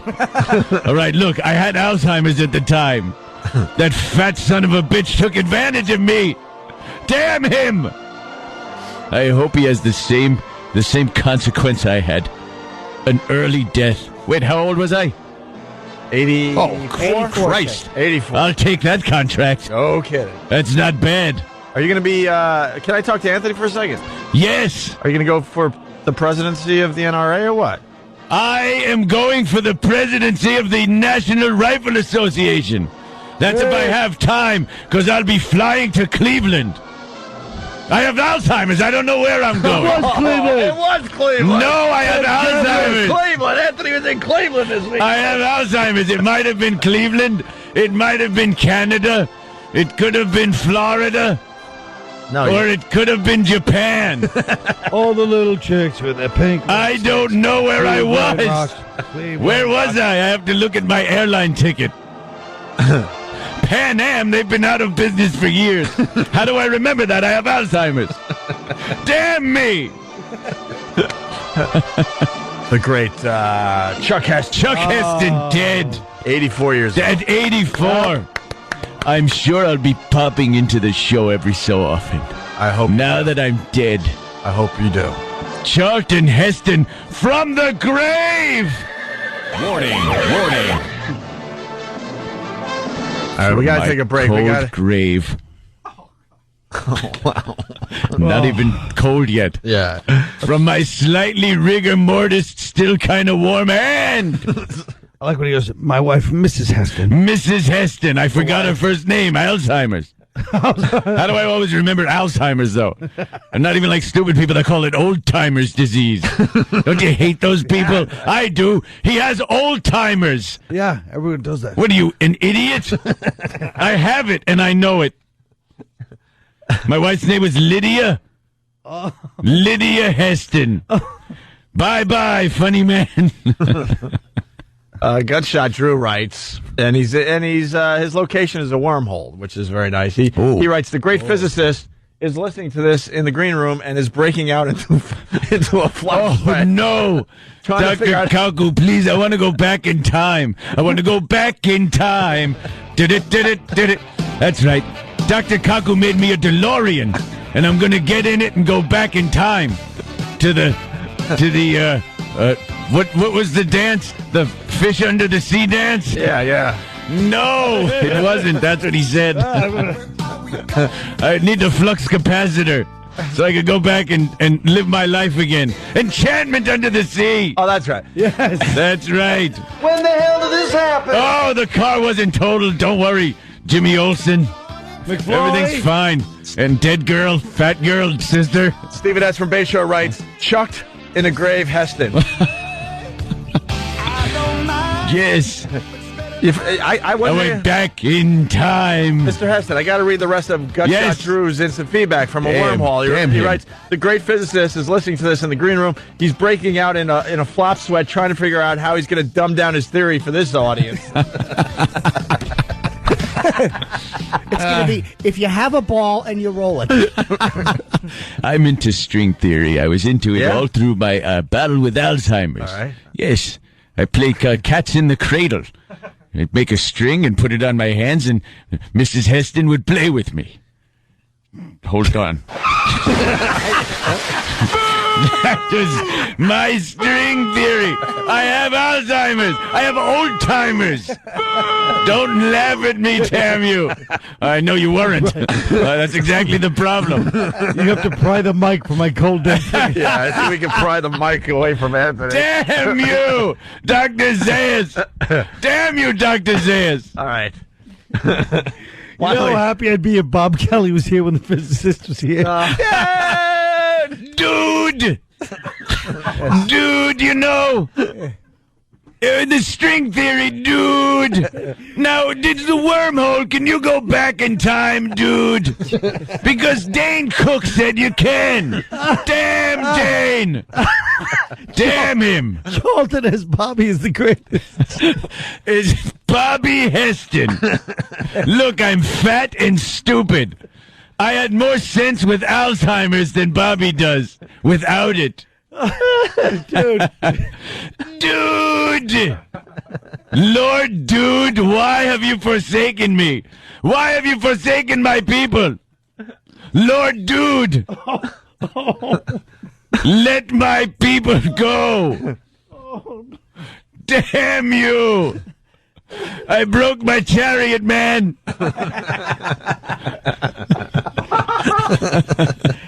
Hold my reins. Hold my reins, man. I have a foot thing on my foot. I heard it in the chariot race. Dude! We have to take a break, unfortunately. Dr. Kaku is waiting in the green. Dr. Kaku. He joined me on that flight to Planet of the Apes, I believe. He did, huh? Didn't he? Wasn't he there? I don't know. Dude! Yes, that was my last words to Mrs. Heston.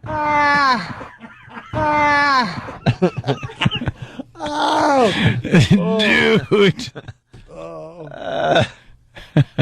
You know, if you go through a wormhole, you come out the other side. It could be the past or the future. You never know, dude. Oh, I'm feeling nauseous. Blip, blip, blip. Yes, Jimmy. Dude, if I went through it, would they have to call it a pig hole?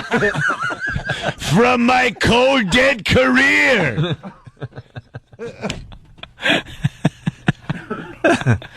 All right, listen, the book is called Physics of the Impossible. Number 12 on the bestseller list right now. Really? That means there's a lot of intelligent people out there that do some of that reading. Yeah. Huh, Colin? Are you going to read this book? What's that? Yeah, why not? I'll right. read it. Can I get a copy on the arm? Chuck Heston, you're going to be jumping in? Yeah, I could jump in. Yes, I'm very interested in physics. All right. So you're not going anywhere. Dude, no. Why would I? We'll have more from Chuck Heston. We got Dr. Kaku next. We got Colin Quinn. You staying for the big interview with the physicists? Yeah. One of my favorite people. I'm very happy he's here. Yeah. You ride with him in an elevator. Shut up. Oh, boy, I give him the creeps, too. Maybe because you were 112 on the bestseller list. Oh, that wasn't even nice. Well, if I'd gotten a celebrity to write the forward, maybe I would have done forward written by Colin Quinn. Oh, that had you hurt. Oh. Yeah, that didn't help sales, huh? Now we just saying, yeah, you're right. I suck. Opie and Anthony, lots going on. Stay there. Moving right along, it's the Opie and Anthony Show. Colin Quinn in studio.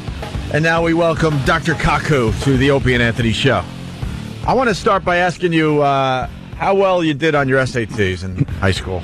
Well, I got 800 in the SATs, and in high school, actually, I built an atom smasher. That's what got me into Harvard. I assembled 500 pounds of transformer steel, 22 miles of copper wire. I blew out every single circuit breaker in my mom's house. Every time the lights went out, my mom would shake her head and say, "Why couldn't I have a son who plays baseball? Maybe if I give him a basketball. And why can't he find a nice Japanese girl? I mean, what's wrong with my son? He built these atom smashers in the garage." An atom smasher. Yeah, well, it got me into Harvard, so I can't complain. I guess not, but how do you do that? How do you just build an atom smasher? Well, in high school. Yeah, when I was a kid, I used to devour all the stuff. Flash Gordon. I used to watch all the Flash Gordon series. Mm-hmm. But I realized very early in life I didn't have blonde hair. I didn't have muscles, and I was not going to get the girl like in Flash Gordon. But Dr. Zarkov, I mean, he fascinated me. I mean, he was the man who built starships. He was the man who built ray guns and cities in the sky. And I said to myself, that's for me. Yeah. Wow. See, Anthony, if your dad didn't get in the way, you could have been Dr. I know. Kaku. I was so You had very into similar science. upbringings, but Anthony's father didn't want him doing any of this stuff. I see. Well, he smashed his yeah. microscope and everything as a kid. I see. Well- the fork in the road, right? Yeah, it was that fork in the road thing, and it was girls and maybe some marijuana. Oh, no contest. And then, science and my love of science. And boy, that was an easy crossroads. I took took the evil road. Well, so many people are interested in science. Look at the movies, right? All the Hollywood blockbusters. I mean, if you like Star Wars and Star Trek, you're going to love physics of the impossible, because I'm a Trekkie myself.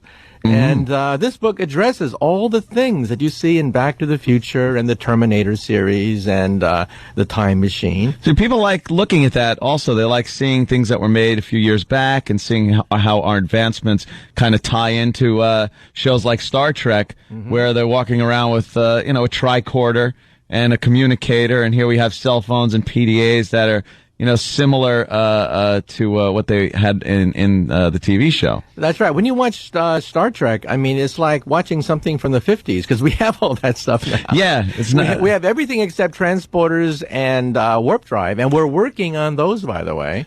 We have cell phones already, and the transporter, we can already teleport atoms now. This has made big news in the physics community. Shockwaves, we can teleport atoms.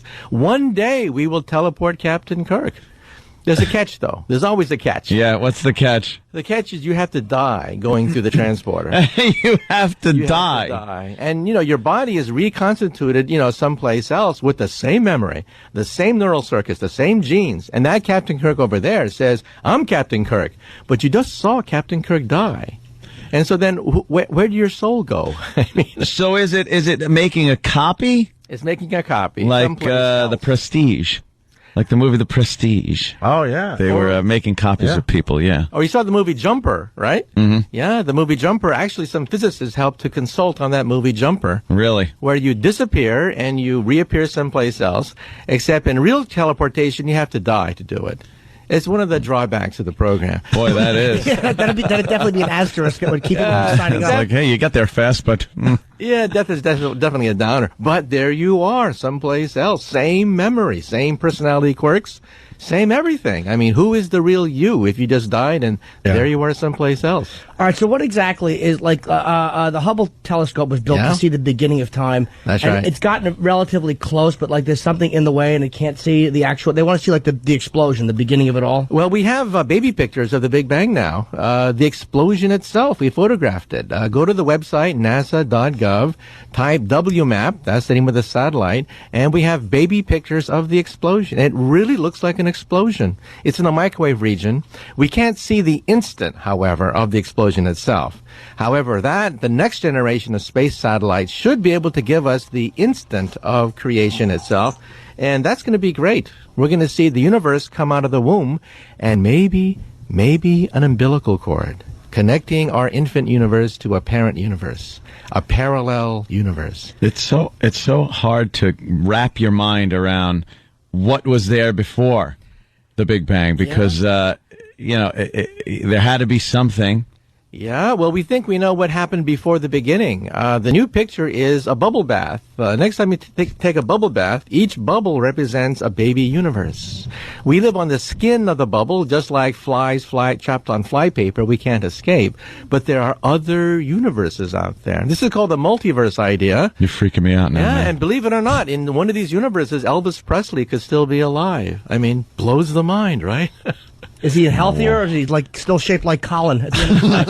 Oh, God. See how that hurts Colin when they start poking fun in the middle of a physics discussion? Yeah, in a parallel universe. Oh, no, Jim, I don't think you really wanted to get me into this, because I wrote down a few of your lines you said to the doctor before you got on the air. Yeah, they were having a little small chat before we got back with the show, and Colin was... Jim, if you could have seen, folks, observing, the phoniness. Yeah. Norton leaning in the doctor with a bewildered look on his face going, what? I guess this guy's like a fan. Norton starts trying to talk. Here's what he said. Your book's doing well, though, for a science book to be in the top because you're competition. No, what I was saying was... that's a direct quote. No, you for missed... a science book to be in the top because you're competition. You took me out of context. That makes me sound like a fool.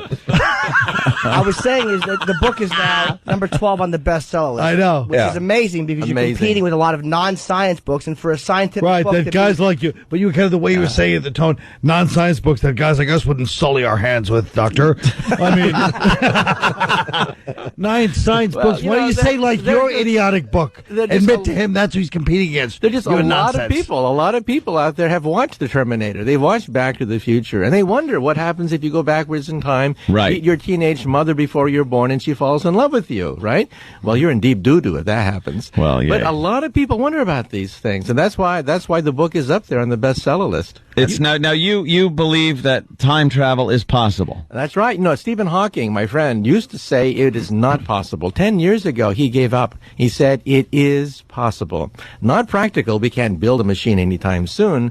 But, hey, there's no law of physics preventing us from creating a wormhole, mentioned earlier, such that, like Alice going through the looking glass, that's a wormhole, going back and seeing your parents before you're born. Isn't there that, see, the whole paradox thing, when that comes into play, just ruins the whole time travel thing. Going into the past, if you meet yourself, you would have had a recollection of doing so before you traveled through time. It's even worse than this. Think of, for example, a woman time travel scientist who builds a time machine.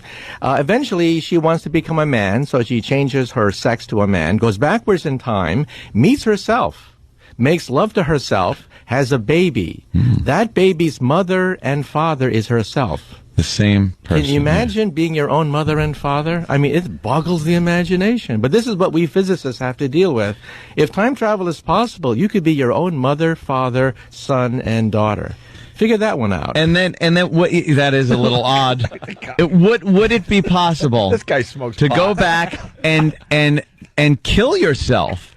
But if you did that, you wouldn't be able to grow to the point where you can then time travel, so you wouldn't be able to have killed yourself. Yeah. See, it's just too many really odd things that could happen. But you missed something. You see, Einstein says that time is a river, and we measure it with our GPS system every day. You cannot use GPS without assuming that time is a river. But the river of time can have whirlpools. Whirlpools in the river of time. And then you can even have forks in the river of time. Now, if that's true, and the river of time forks into two rivers, and you went back and killed yourself before you killed your parents before you're born, you kill somebody else's parents before you're born. Oh. You've entered a parallel universe. I like that. So it's like future Biff having the big casino hotel. That's right. And they had to go back all the way and fix it from the beginning. They couldn't fix it with future Biff because it was a different fork in the... we have a physicist here. Yeah, no, we have a moron that's watched Back to the Future 18,000 times. Hey, who's texting you? Are you texting abroad as you do the big interview with us today, I just Dr. would Kaku? hope that it's like the biggest dummy on there. Just, hey, I got a question for you. I'm lost. It's by Stephen Hawking. Don't mention my name to these idiots. All right, so now I understand the river of time thing, but a lot of people probably don't. Why are you pointing at Colin as you say that, Jimmy? I'm not just gesturing to Colin, I'm just gesturing in general. So I was wondering if you could more carefully explain what the river of time means, because I don't want to seem like I'm ignorant, but for the listeners. No, like you said, more. What he said, more carefully explain. More carefully explain. Think of it this way. Newton thought that time was like an arrow. Time never goes backwards, always goes forward, and a second on the Earth is a second on Mars. However, Einstein comes along and says, not so fast. Time is a river which meanders its way around the universe. Time beats faster on the moon than it does on the Earth. Time beats slower for the GPS system than on the Earth, and the Pentagon cannot fight wars with the GPS system unless you put in the fact that time slows down in outer space. But a river doesn't go backwards. But that's the new wrinkle. If you have enough energy, we now believe that the river of time can go backwards on itself. This is causing all the excitement. This is called closed time-like loops. Go to the physics literature, type in closed time-like loops. Doctor, with all due respect, what excitement? Among the people who are working on about 100 of us. There are about 100 of us on the planet Earth out of 6 billion people who understand Einstein's equations and work with this, play with this, and we do study Back to the Future. We do study these paradoxes. You, by the way. Can I say how happy I am, by the way, that when you said that, but the river doesn't go backwards, he was so ready. Every blithering idiot he's talked to has said that, and he had an answer for it. I'm the only one that actually thought to ask that question, stupid. You just sat there like this. Because I assumed... Shut up. I assumed the river would go backwards. I don't need to He was ask. happy to have a spirited debate with a peer. called me a physicist, by the way, because I watch Back to the Future. Yeah. Do you guys really sit around and watch a lot of these shows and movies? That's right, we do, because we have to tease apart the paradoxes. Given a paradox, we have to figure our way out of that paradox, or else the theory doesn't make any sense. You can't publish the paper if there's a paradox in your work. So we have to look at the question, what happens if you kill your parents before you're born? This is something that we have to address. They would make a pretty much at that moment, a fork would be made. That's right. Where you would still exist, but in a different time stream. Yeah, time That's stream. Right. You've hopped time streams. Right. So if you go back and save Abraham Lincoln, you've saved somebody else's Abraham Lincoln from being assassinated at the Ford Theater. Your Abraham Lincoln died 150 years ago. Well, we do it a little earlier. So if you go backwards in time and meet Hitler's mother, you can prevent World War II from taking place in that universe, but it's not your universe. A parallel universe has opened up. So you could screw up other people's universes. That's right. But they don't know you're screwing it up. Like somebody theoretically could have screwed up our whole timeline, but we wouldn't know it because it's just history to us. It's just the way things went. Yeah, you know that TV series Sliders, when they slide between you? The very first episode of Sliders, there's a boy reading a book that starts the whole series. That's my book, Hyperspace. My book, Hyperspace spawned a TV series called Sliders, where you slide between parallel universes and monkey with other people's pasts. And to them, they don't notice because it's just their past. That's right. You got it. That's somebody could have screwed with my past. He's got it. Yeah. See, But doctor, I'm a smart guy. Just as important, when going back to the Big Bang Theory, at what stage of human development did this kind of tadpole look? As he points at Jim Norton. Of course he does. I don't even think he needed to explain where. Like everyone knew where he pointed. He couldn't have pointed anywhere else. He certainly wasn't going to point at himself. I wish I had Adam Smash and a smash your face in right now. This just goes to prove there's you no. don't have a fat smasher. This just goes to prove that there's no intelligent life on the earth. Yes. See? Doctor, I resent that, actually. I really don't Does it appreciate suck that. to live among... I'm a fellow guest at a peer in the physical world. Does it suck to live among dummies, Dr. Kaku? Like, you can't just walk around and discuss That's a this good stuff with question. anybody. Seriously. Hey, I have to be able to address people's concerns. Because, look, I was a kid, too. I mean, I watched Flash Gordon, Star Trek, and Star Wars as a kid. Yeah. I wondered, these are the exact same questions I asked myself when I was a kid. Now I can answer these things. Because, now I can work completing Einstein's unfinished manuscripts, right? We can now go beyond Einstein. So I can answer the questions that I would have liked to have answered if I was a kid. What type of technology would we need to time travel? There's been so many different versions of a time machine, but as far as you're concerned, what type of actual machinery would be needed? Okay, you'd need the energy of a star. I mean, a DeLorean can't do it. You're not going to be able to get into a DeLorean and meet your parents before you're born. We're talking about bending time into knots, which means a power of a black hole, a power of a star. You would have to be what is called a Type 3 civilization, a galactic civilization. Now, we are a Type 0 civilization. Oh, boy. We're not even on the radar screen. We got to level up. Jesus. A Type 1 civilization would be planetary, like Buck Rogers or Flash Gordon. A Type 2 civilization would be stellar, like the Federation of Planets. But you would have to be Type 3, galactic, to have the power to bend time into a pretzel.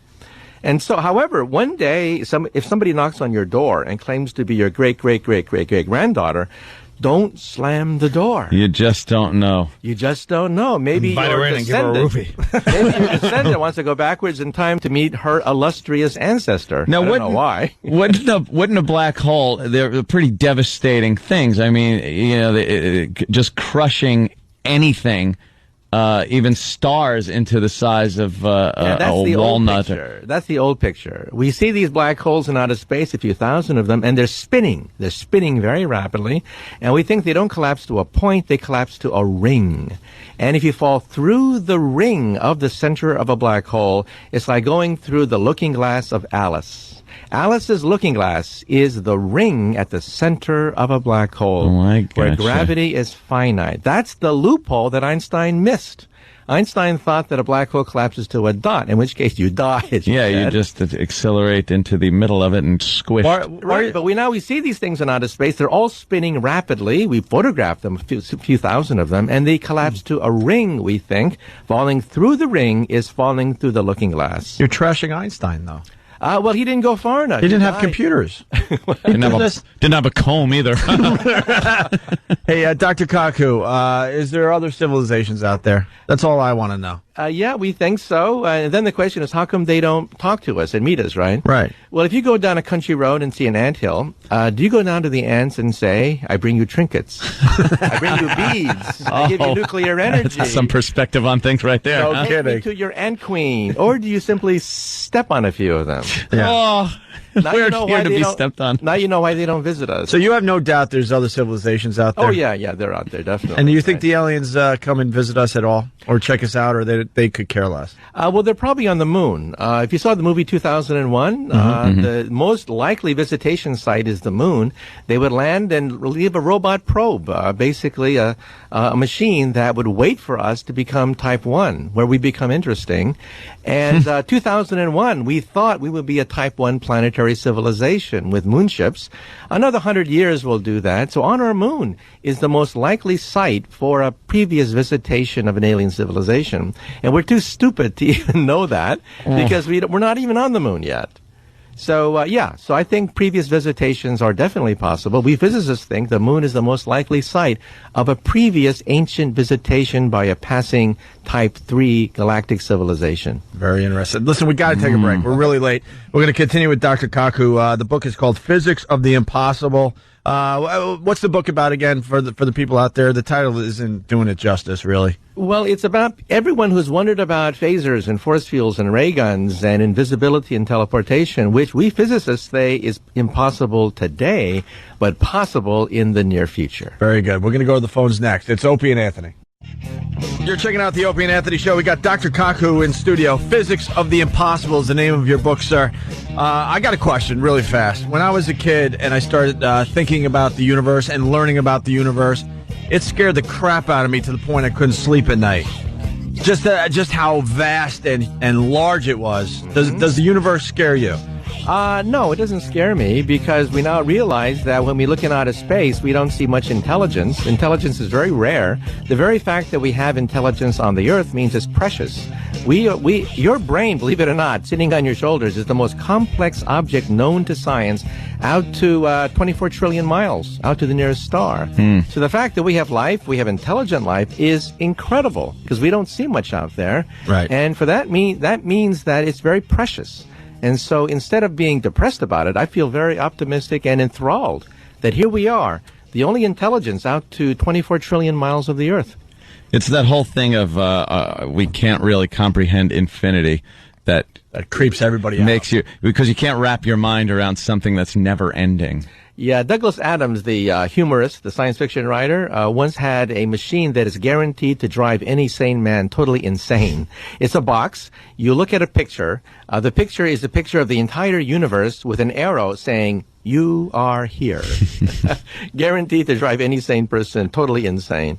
The universe is very big, but like I said, intelligence is very rare. We see no evidence. Believe me, you should see our listeners. I think we got one.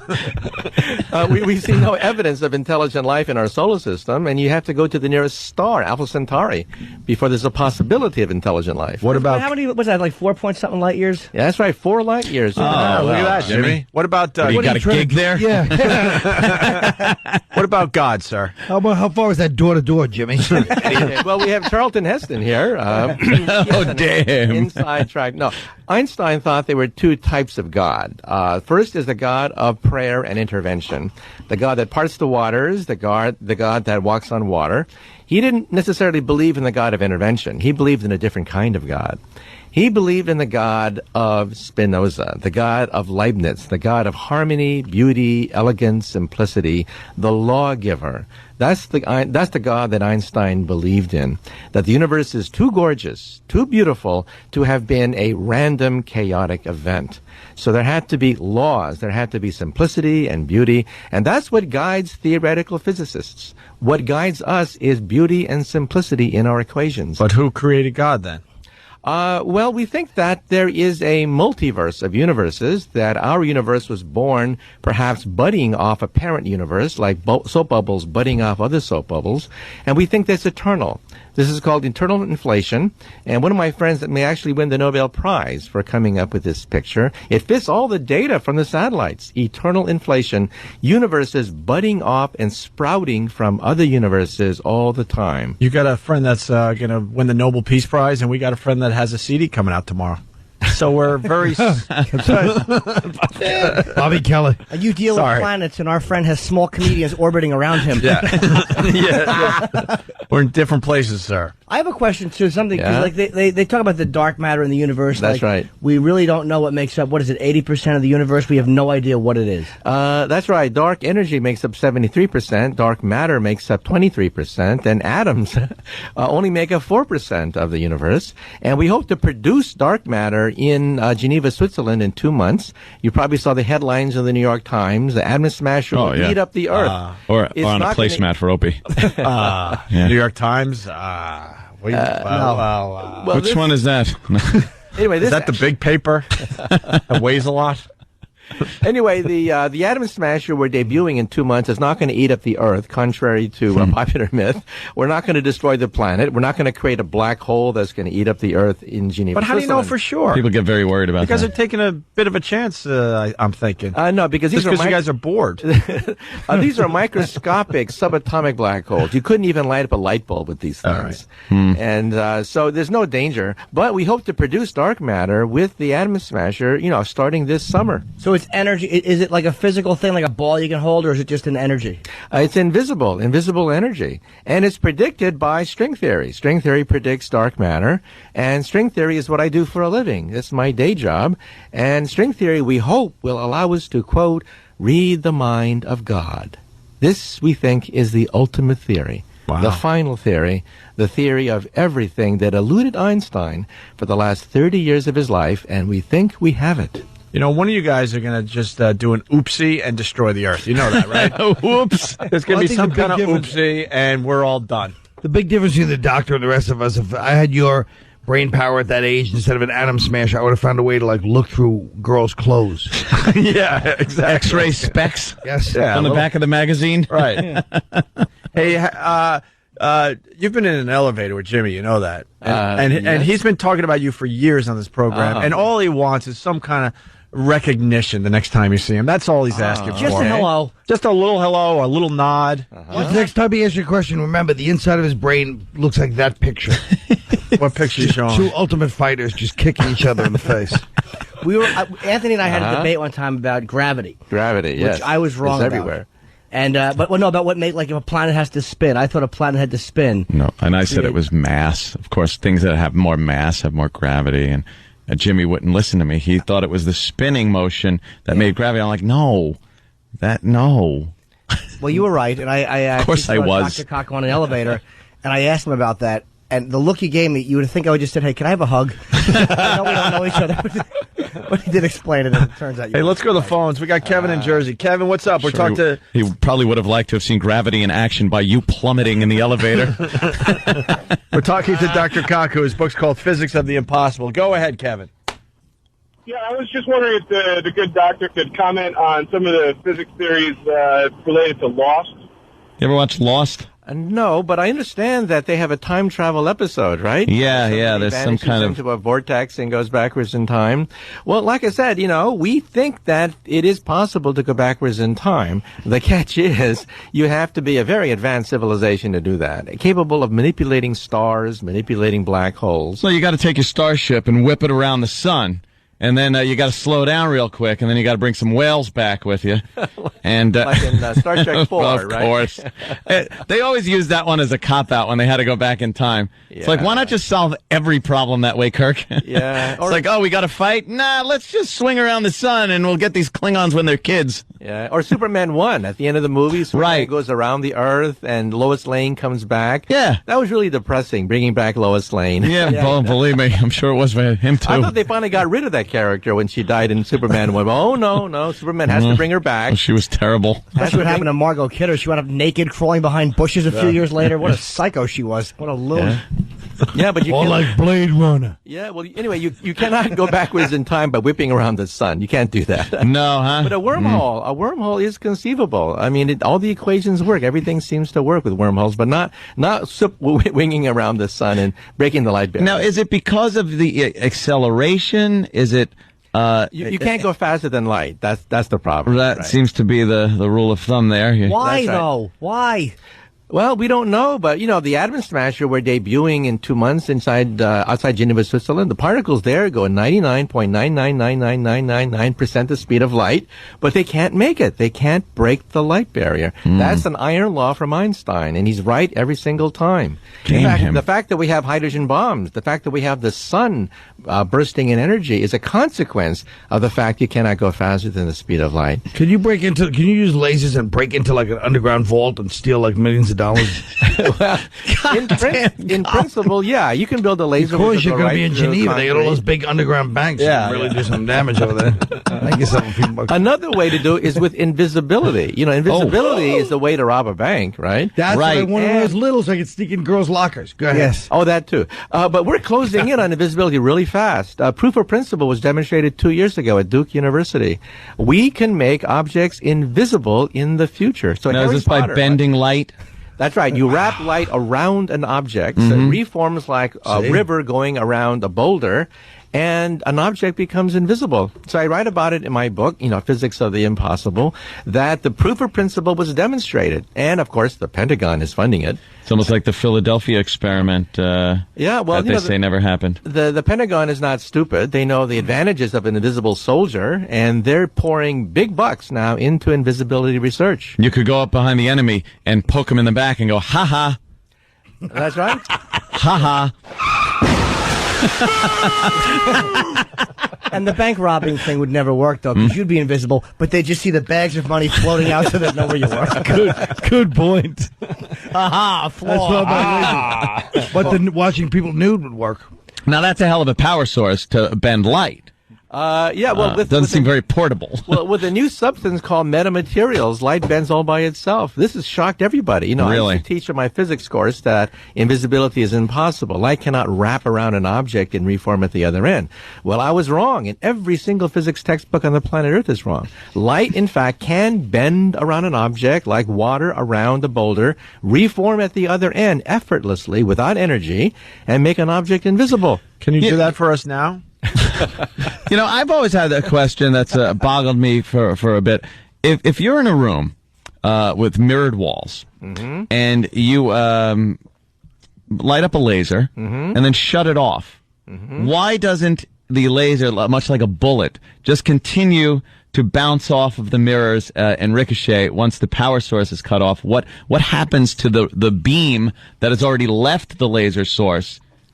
The reason is every time it hits a mirror, you lose about 0.1%, 0.5% of the energy. So after 100 reflections, you've lost considerable amount of power. But in essence, then, there is a small moment where when you do shut the power, that beam is That's right. bouncing. It's just happening so quickly, it's dissipating so quickly that you can't see it, right? But yeah, you're absolutely right. You have two mirrors back to back. You see an infinite sequence of yourself as light goes back and forth, right? And that's how Anthony solved the mystery of the timings at the Comac motor lodge. The mirror room, of course. Yeah, the answer. It wasn't a laser firing off either. I tell you, my friend. Wait, and how big was the object you made invisible? How big was the object that you made go around? The object that was invisible is about 2 inches. It was made invisible under microwave radiation, like what you have in your oven. However, visible light was now shown to bend in the same way just a few months ago at Caltech and also in Germany. So this is rocking the world of physics. We can now conceive of Harry Potter's invisibility cloak, which we once thought violated the laws of physics, but proof of principle has been demonstrated now. Wow. You know what you're like every question you want to ask for science that you think of, you just like, okay, what about this? I know, it's like, hey. Did you guys crack homophobic jokes when Lance Bass went up in that rocket? Behind his back. Colin just, hey, I like it though. What's the coolest trick you could do? The coolest trick? You're a magician? Yeah. Well, he's one of the greatest minds in the world. He must have some neat bar tricks. Yeah, you're right. Well, we like to read people's minds. The magic tricks for telepathy, we understand. However, we think that real telepathy is also possible, not just the tricks that we sometimes amaze our friends with. At Brown University, they took a stroke victim who was paralyzed, put a chip in this paralyzed person's brain, connected the chip to a laptop, and in 3 hours... Bob Kelly. In 3 hours, the guy is playing video games, reading email. He's totally paralyzed. And doing lines with Chaz Palminteri. You can send email. And in the future, really, this is with stroke victims. In the future, even normal people will have a chip in their brain. Sure. And you'll surf the web by thinking about it. Just by thinking, you'll be able to access the entire internet. And this is coming. Proof of principle was demonstrated 2 years ago at Brown University. Direct interface now between the brain and a machine. First time in history. Not the quacks that are out there, but real interface between a human being and a laptop computer. It's always been a goal, I guess, to take that little bit of energy that the brain transmits out there and kind of harness it. And I know when I'd always try that. Me and my brother or sisters sit around, try to read each other's mind. It just never would pan out. Or try to move something with just brain power. Yeah. And it's very frustrating. Little matchstick and nothing. Can't do it. And it's also possible in another way. We can MRI scan the brain, and when you tell a lie, it takes more energy than to tell the truth. Because to tell a lie, you have to know the truth, the cover-up, and the consequence of the cover-up. Well, that takes a lot of energy that can be picked up with an MRI brain scan. With 98% accuracy. That'll scare Steve. What? Yes, I'm straight. I love women. Doctor, can you use some of those laser powers to fling this bad grout work body around the room next time you come in?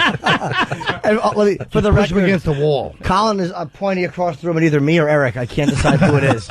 Well, at our university, we have a trillion-watt lasers. We have lasers. Trillion-watt lasers. Yeah, we can build those things and plow right through a concrete. Yeah, that'll get a little hot. Wow. But could you fling him? Could you bring him as an experiment for everybody just throw him around the room and smash him against the wall? Well, if we did that, he'd be toast. Literally toast. We can do that in the laboratory now. However, people ask about ray guns, right? Then why can't you build a portable ray gun? The problem is a portable power pack. Right. You can build the laser beam, but you have to have a nuclear power plant behind you to do this. And you can't enter a firefight in Star Wars with a nuclear power plant on your back. No, you got to make that smaller. Pack, yeah, that's the problem with ray guns. Hey, otherwise, we could do it. I got one question. What happens to you when you die? Well, we don't know. That's one of these great eternal questions. However, most of my friends would essentially say that when you die, your memory circuits, just like your CD-ROM, just like your hard drive, goes on the blink. Oh. What happens to a computer when a hard drive goes out, When you don't have any, means of storage, what happens what happens? However, I like to give me a however. Okay. Give me a however. I need a good however right about now. Okay. However, there are two ways of attaining immortality. Okay. 2 ways. One, we've now isolated many of the genes for the aging process. SIRT2, age 1, age 2. Many of the genes controlling the aging process have now been unraveled, and we can double the lifespan of almost any animal that you see in the animal kingdom. Second of all, my friends who work in artificial intelligence tell me that our descendants, maybe 100 years from now, may have an option, 2 options. 1, get old, decrepit, decay, and die. The other option is one day merging with our creations and waking up with the power of a Superman, with the body of a cyborg, genetically enhanced, and living forever with superhuman powers. You know what sucks about that? We're falling just short of all that technology. That really we'll be the last generation that gets to just drop dead. Right. We're going to fall just short after all this time. Great. Yeah. Well, we have to go. We could talk to you all morning, man. We have to plug the book too. Dr. Michio Kaku, Physics of the Impossible. It's number 12 on the bestseller list, and there are a bunch of other books you have out too. Hyperspace, Beyond Einstein, and a couple more I can't remember. Parallel Worlds.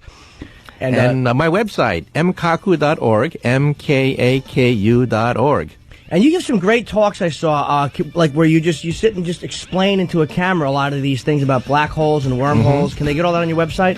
Yeah, a lot of that's on the website. And tonight I'll be doing a live chat at 9 o'clock on my website. Any and all questions, live chat tonight. You can interact with me directly rather than having to go through the radio tonight, 9 o'clock. Be idiot children like we are and just ask them questions about science that you've always wanted to know in physics. Yeah. Mkaku, Kaku.org, and also your same name on MySpace?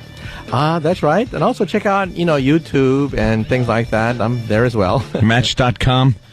No, not there yet. A guy like this, physicist looking for. A guy like this should have the most friends ever on MySpace. Wouldn't you want him as a friend? Just to make you feel a little better? Yeah. No, I wouldn't be able to comfort you. I wouldn't be able to understand his email blasts. Subsequently, we shall All right, we have to get out of here. We're heading over to XM Satellite Radio. Dr. Kaku, it's a pleasure. Yes, Thank you, sir. Absolutely. Okay.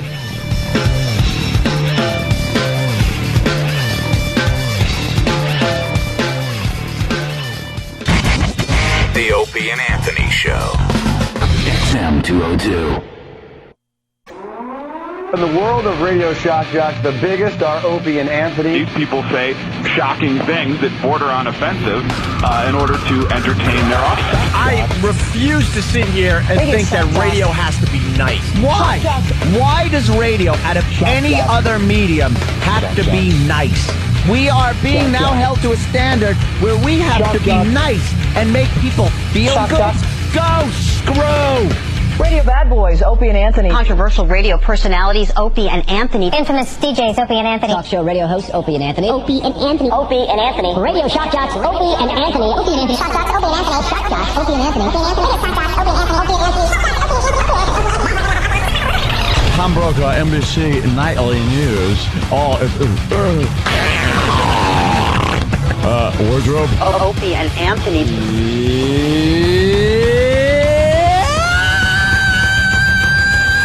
Opie and Anthony. What are you doing in death? I've been hanging a lot with JFK, and he's the life of the party, let me tell you. Why would he be the life of the party? At the party, he's the one that goes around with the Doritos, and he fills his head with salsa. It's time for people to understand these are words. If you don't like them, turn the dial. But enough of this palaver. Let's get the show on the road. On me. Here we are at XM Satellite Radio. Colin Quinn has made the walkover. He's got to be tired by now. He was woken up by our insults and decided to come on down and defend himself today, and he gave us great energy. I appreciate that, Colin. Before we go back to beating you up, I just want to say you gave us great energy this morning. I don't want to get beat up by your partner, Phil Spector, over here. Phil Spector. Yeah, he's walking around with guns now. Well, I'm just saying. Now he could officially carry. I'm just saying, it's a good feeling to be able to walk around my house with a gun on me. Yeah. You know, I've been a strong advocate of my Second Amendment right to bear arms, and I go out and I buy rifles, and I bought my FS-2000, which is a very it's like a very little bullpup, they call it, very small carbine. What do you mean? It's and is it automatic? Semi-auto, yeah, 223. You know, nice. Yeah. Pop, pop, pop, pop. Good gun. But I finally got my pistol permit. Oh, a carry permit or just pistol permit? Yes, my carry permit. That's kind of amazing. So you can bring it in the car and stuff? It's great. I love being armed. But let me explain something. When you say, let me clarify. Carry permit, you mean you can carry it on you now, like, for example? Not in New York City. All right, it's in Long Island. You gotta get, I'm working on that. How about your car? I gotta get, yes. Nice. It says on it. I'll show you. If anyone, I thought he was going to break out the... If anyone rips this up, I'll kill him, by the way. See? It says... See. I'll hold it. See? It says right there. Nice. Yeah. It really is nice. It's so great. I really do love the Gary Berman. If you people can see his picture. Oh, I know. What's his picture look the like? one guy, it was exactly a joke. Oh, yeah, this guy would never get a Gary Berman. Out of here. Hey, come on, that's a great picture of me. Yeah. Hey, before we move on, I got to acknowledge something here. Anyone else think that Dr. Kaku's full of shit? What? Full of Kaku? Yeah, I'm going to start making up stuff, and I'm going to start writing books because no one can prove my stuff isn't real or not. Not true. No, it's all based in mathematics and stuff like that. Oh my God! And brain I believe you had a trust. perfect explanation from Norton. It's all based in mathematics and stuff like that. I mean, they do. It's a bunch you're of dumb. It's intelligent guys that you can't even comprehend, sitting there trading ideologies based on science. That's true, but you have to admit what Opie's saying is that until we have one bit of empirical truth, it's hard to believe this stuff. Thank you. Thank you, Colin. You can't bend light. Do you understand? How do you know? I'm coming up with my own stuff. How do you know you can't bend bend light? Because I did an experiment at my house. I took a flashlight. That's right. They have bent light. Garbage can in front of it. They've shown light being bent by the gravity of planetary and I think suns. Opie and me both get a little suspicious when he started trashing Einstein. Yeah, I was pissed off about that. Trashing Einstein? You know what it sure was? did. Einstein had a pencil and a piece of paper. You didn't have computers. Jimmy, that friend. did get me a little bit where his next book is Einstein, that douche. Right. I don't like this man, Einstein. No, George man. When he referred to Einstein as the messy Jew, he was just being silly. No, he was just saying that Einstein for 30 years struggled with one thing that he picked up on. That's all. He was just saying that he picked up where Einstein left off. Exactly. How great is it? He's one of the smartest guys in the world. For real. And he's online trolling for broads. What? Yeah, he said he's going to be doing a chat later on. It's not like pal talk. He's not on there like that's his excuse. looking at girls wowing. That's his excuse. We got to give him a Saturday Night Virus show. I'm sure that would be very interesting.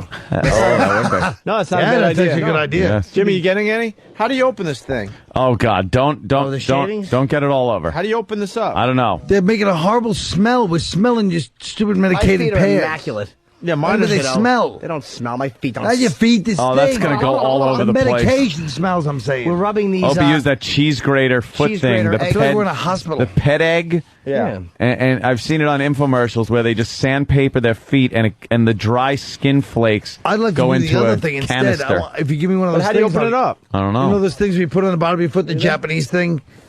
And it gets all the things out when you sleep. Huh? Jimmy, how do you open this up? I don't know. Leeches? What are you talking about? Oh, wow. You know the thing Hey, is you like want a some? pad. Hey, you want some fucking foot skin dumped on you? God! How did you open yours up? You do it from the egg tip. What do you mean? From the front. You peel it back from the front. Peel it back like this? Make Norton wear that suit like Hillary. No, I'm not going to do it. Hey, you wear a Hillary Clinton suit every day? Opie just asked. my God! Look at this! No. What is it? Big A's tongue scraping? Here, look. That's a bunch of powder? Yeah! God damn it! What, it's used already? Oh, Let's give it's Dave, like white powder, but it came off of your foot. How much would Dave want to eat? It looks like something you would have. he'd eat it. It looks like something you would have snorted. Snort back in the day. Snort it, man. Cut up some lines and snort your own foot scrapings. That all came off one foot. That's pretty impressive. Disgusting. Now what though? What does that mean? It means that your calluses are a little better on your foot. You know, you gotta scrape them to keep your feet. It's a crock of shit. No, Who it's good. gives a crap? I don't know much, but I call this bad radio. Why? The listeners will love the fact that we're scraping our feet. Yeah, absolutely. No, they don't. I know that's stupid. It was sarcasm. Oh. You wear shoes and socks. You bathe every Oh, day. so you You guys take do a radio? shower. And Why you don't did have you to worry go through the about paper? it. Jimmy, how many? Aquaman at New York Hotspots. How much you got? I don't know, just a little bit. I'm gonna do this until it gets down to the level where it hurts. You're gonna sand it down to the muscle. Yeah, until I hit bone. I want fucking skeleton feet. Bone scrapings. Great. All right. I think Colin's right too. now. I'm totally right, of course. Oh, He's wow. the Dr. Kako of bad radio. He knows it. It's not a theory You either. guys just gotta look at the paper. That's what the great stories are. Look at the top movies: 21, Leathernecks, Nims Island, Horton Hears Ho. I mean, there's humor there. How'd that George Clooney movie do? I heard it fucking bombed. Leatherheads? Yeah, didn't do too well. good. 21 was the #1 movie at the box office for the second week in a row. Thanks to us. Kidding, think? Of course. No. Of course not. Well, what did you guys do about it? We we had him on the show. Collegiate Eggheads. Oh yeah, I read that book, one of those books about that. Me too. It's called Bringing Down the House. Yeah, and then they were like two of the same ones, and I was like, all right, we get it the first 10 times. We had a nice chat about Steve Martin last night.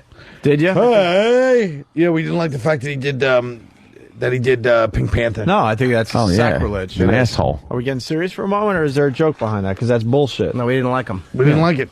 Although that King Tut song, man, to Makes this day, me laugh till every this day, it's time. just He's my hysterical, isn't favorite it? honky. Oh, honky. Oh, it's just I want to know you hysterical. walking around with naked with your guns on. I'm not naked. I'm fully clothed. But I tell you, there is something that just feels good about being in your house with a sidearm. Yeah, With sounds like a real being on. domestic bliss. I'm alone in my house. You see the guy? He's I'm a got a single 50 guy. cal mounted in the washing machine. I got it. And you know that if someone breaks into your home, you're not a fucking victim. Well, that's true, but let's be honest. Anthony is so fucking traumatized by that childhood violence. Look him up to Jimmy. That does look like coke, by the way. You scraped cocaine off your feet. How much you got? I don't know. I'm not. I was trying to tell Norton about Jimmy Jackson yesterday. He said he didn't recognize what I was talking about. Jimmy Jackson. You love out Jimmy in California. Jackson too, huh? That guy was crazy out in California. Jimmy Jackson. I think Anthony is traumatized by fucking childhood violence, and he's afraid of violence again. Violence? Wait, can we get E-Rock in here? I'm traumatized by the news. Nah. Nah. I hate the I'll news tell you, I too. just turn it off sometimes. Dude, you got to. They should Keep call your it the sanity. bad news. Come here, give me a high five. Jimmy, well, what do you mean? I mean, what do you have? You have locks in your house, right? Hold on. Locks? You I mean, got a not the fool, camera? He doesn't. You have locks, you have gates, all that Jimmy. stuff. No, I don't have gates. I have locks. I Do have what an I alarm. do. When I was a little kid, you know what I used to do? If I was on a train, the train's very dangerous when I was a kid, I'd buy a karate magazine and read it. Well, all right. Problem solved. Because who would be reading it but a karate master? You I don't didn't take karate, I just bought the magazine, I read it. Oh, you leave the magazine out. No, I sit there in the train. Oh, and then people wouldn't screw with you because Yeah, they go, I just gotta it's make kind of, karate. you know, it's not a Put bad yours over idea here, too. if you're on the train. This has to be on the website. If you guys Oh, could that just is be here, it's, disgusting. that medicinal smell is killing me. Hold on. It's not the feet, it's the I'll be scraped. No, how much is there really? Dude, there's about a gram. I would say, Look, there's Dr. Cacao. based on my past knowledge, I would say about a gram. Wait, Dr. Cacao's on the commercial. Get Wait. closer. You're not gonna be able to see it. You can't. I'll believe in all of Dr. Cacao's theory when he does shrink Norton's already shrunken head. Yeah. All right. They're trying to get a picture of the quantity. Would it be great It's if a Norton had ridiculous little shrink amount of. On the count of three. 1, 2, 3. It blew it in E-Rock's face. E-Rock's got foot powder on him. Oh, dried foot skin. That's not Dried foot powder. foot scrapings. It's dried foot flakes. Why would you fall for that? He doesn't have a choice. He works for you. He has to do what you say. He just took a He goes, why would you face fall full for that? They of made him take a fucking picture. Foot fungus. That's right. You got a foot flex blown on him. Oh, that is so disgusting. All right. Foot flex. Well, that bit went well. That was fun. Yeah, that was That good. killed 5 minutes, huh, Colin? Good stuff. Yeah. All right. Another 5 minutes before we die. I like when Opie goes, what happens after you die? Well, It's a good question. I think it's a good question because there's a whole It's God the ultimate thing. question. A lot of scientists and the God thing, they don't get along with each other. Well, so but I he kind wanted of to see- explained that they do get along. Let's not forget Einstein's great quote. What? Science without God is idiocy, and so is God without science. Oh, really? He said that? Yes. No, he didn't. He fucking stole that quote. Yeah, he did. Einstein stole that quote? Stop acting like you have a connection to Einstein. You don't know anything about him, and he wouldn't have liked you. I do want. What a tool. I do want Colin's observations of the interview. Well, I honestly Were we showing like some intelligence in front of Dr. Kaku, you think? Yeah, I thought that Anthony showed that he had a kind of a interesting grasp of those kind of scientific things that guys like us don't really care about. And then Norton was Don't really care Norton about. really had a couple of good things. Like you could tell he really studied, but it was so forced. It was like watching. He was pushing it. I expected a brain hemorrhoid out of him. No, he was shut up and let me finish, please, Jimmy. You're being out of line. You're a phony. who was trying to fit in with the doctor. Whereas Anthony spent a lifetime researching that stuff. 3 years ago, you decided, you know what, I'm really going to bone up on some of my scientific knowledge. And you started reading, but I can tell you almost had a headache going, Doctor... Everything you did was a strain, and I felt it. No.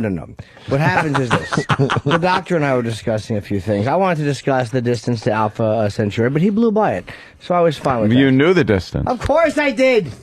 Fucking light year is 6 trillion miles. Everybody knows that. You know why it's called a light year? Yes, because that's the distance. It's not as heavy as another type of year. It's less filling. Him asking has less calories. Him asking the distance. It was comparable to this morning when he started asking if you changed flights on your trip. Yeah. See, light travels a certain distance in a year. Yes. It's approximately 6 trillion miles. A lot of people think a light year is a measure of time. No, it's distance. When it is distance. 6 trillion miles. Yes. I just hope what that guy said comes true, because it would be kind of exciting. Yeah, but Well, we never see that shit. Was that? That's the same thing with the 50s when they were talking about the 80s and 70s. We will have moon bases. It will be wonderful. But no, what he does in his book is he goes over stuff and he tells you like these crazy things that were in Pointing science an index fiction. finger doesn't make you an intellectual. That's true. But I do have points. I love when you would rip him on your show too. Yeah. Because Jimmy would he'd put his finger up on his chin and be like, he'd put his chin in between his thumb and forefinger. It was like a silent movie version of an intelligent guy. And Colin would not let a moment slip by. He would not let that moment leave. He'd have to call you out on it every time you tried to sound that's smart. What Colin likes to do. He likes to knock a man down while he's making a point. That's fine for Colin. But I had some very valid points with the good doctor. A couple of men of similar ilk. Of course. Discussing space and time travel and theorizing about making things go bye-bye, as I would say. Now, if you took the distance that you need to push a Porsche for it to start with a dead battery. That's right. And multiplied it by the age of the comic pushing it. That's not a light year. That's a wish I was lighter year. See how he... Oh, so this is how it gets over here next time. Huh? It gets a little saucy. You guys are polite on the other show. We call it the salty show. That's right. No, I'm not gonna put up with any of this nonsense. I want to see what they're up to in Gasoline Alley. I want to find out what they're up to in Gasoline Alley. Oh, don't do Jimmy's bit. Jimmy reads the comics. Does he really? Yes, he certainly does. I'm sorry I'm doing Jimmy's. He does a fine job with it. I'm sorry. I didn't mean to do Jimmy's bit that Michael Keaton did on Letterman in 81. What did he do? I don't know. I didn't watch Letterman in 81. I wasn't doing stand-up back 85, then. whatever it was. I guess not, thief. Anyway. I never saw Michael Keaton do that. I'm not a big fan of his. What did he do on Letterman? Doesn't matter. You stole it, so it's yours now. Fucking LaGuardia. He stole it from LaGuardia. Yeah, Fiorello LaGuardia did it when they had the strike or something. Exactly. He'd read the funny papers. Hey, read the funny papers. Michael Keaton's a cunt, and he took the idea from me. We're getting called out on instant feedback. About what? Steve Martin writes, for guys that hate Steve Martin, thanks for stealing my light year joke out of Roxanne. Same as a regular year, just less calories. And then he writes hack. No one stole that joke. No one remembers Steve Martin in Roxanne. When he said, what's a light year, my first joke was not as heavy as another year. And the only other place you can go with that's not, like, accurate is there. So it wasn't stolen, you fucking dummy. You son of a bitch. There's 2 angles you could go on. Yeah, ass. Hole. Well, there's that Exactly. him. Now let me just What pick about my a light heavy giant year? You nose. could have gone for the light heavy year and done like a period joke. I did. Oh, period joke. Light heavy. Why would I go? I don't go I'm low, going bro. there. That would be a lot of periods, Colin. Look at fucking Colin. All right, we got a little story. We're going to start doing radio now. All right. Let's try this do on it. for Good size. Yes. South Australian police are monitoring a father and daughter who've revealed they are a couple and have a child together. John and Jenny Deeves were reunited 30 years after Mr. Deeves separated from Jenny's mother. They told 60 Minutes they fell in love and now have a daughter together. The couple said they knew it was wrong, but emotions took over. John and I are in this relationship as consenting adults, that we are not harming each other. Full house. Along with 9-month-old Celeste, Jenny has 2 other children, aged 9 and 14, from previous relationships. She's a slut. Not from a previous relationship. She said from previous relationships. You dirty cow. And now she's fucking her dad. Fucking dirty cow. She's fucking her own dad. That's disgusting. Their daughter has 2 heads and 4 arms. When you recognize your own smell, like...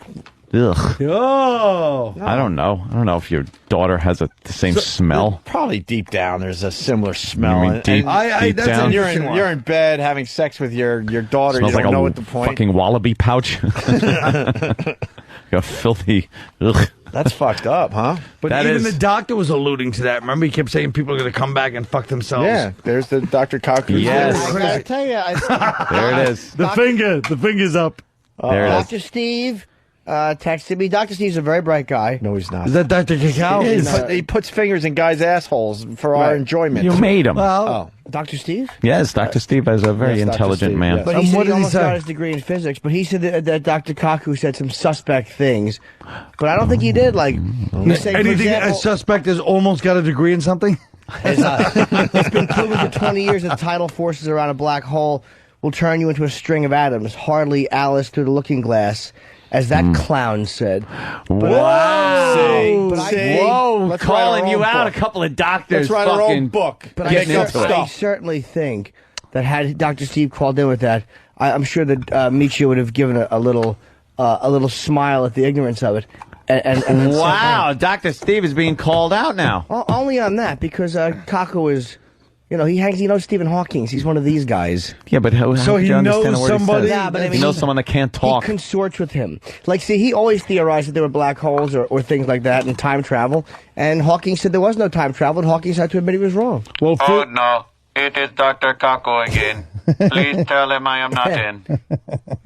But you, Stephen Hawking, you're always in. You can't really go anywhere. I do not want to talk to that douche. His eyes only move now, he said. He That's said it? Stephen, only his When eyes chicks move. walk by, I bet. Yeah. He still looks. Oh, Chick, man. stick me. I'd like to interview Stephen Hawking and then just go, what? Hurry up! What? Come on, talk. Hey. We don't have all day. So what is Dr. Steve is really slandering him? Dr. Steve doesn't like the whole idea of the black hole and being able to use a black hole because, as I brought up to Dr. Kago, black hole would crush you. The gravity itself sucks in light. It sucks in light itself. But then... So any type of human, even in the most technologically advanced type of craft, would be crushed. Now that's what he's saying, but it would turn into a string of atoms. But Dr. Kaku said that now they're saying they think it's a ring. It's different than they Which once is believed. Convenient. Well, why else would he say that? Because it's convenient. When they photographed thousands of Get them. laid. Yeah. Why do people do a lot of shit? He wouldn't make just a kooky statement. Well, he'd make a cuckoo statement. That almost sounds kooky. But I think that's kind of convenient that they'll say it's a ring. That way you could shoot through the middle of it. Yeah. Let me ask you something. If he was just really as good as he say, why would he make himself an instant judo master? The king of Japan.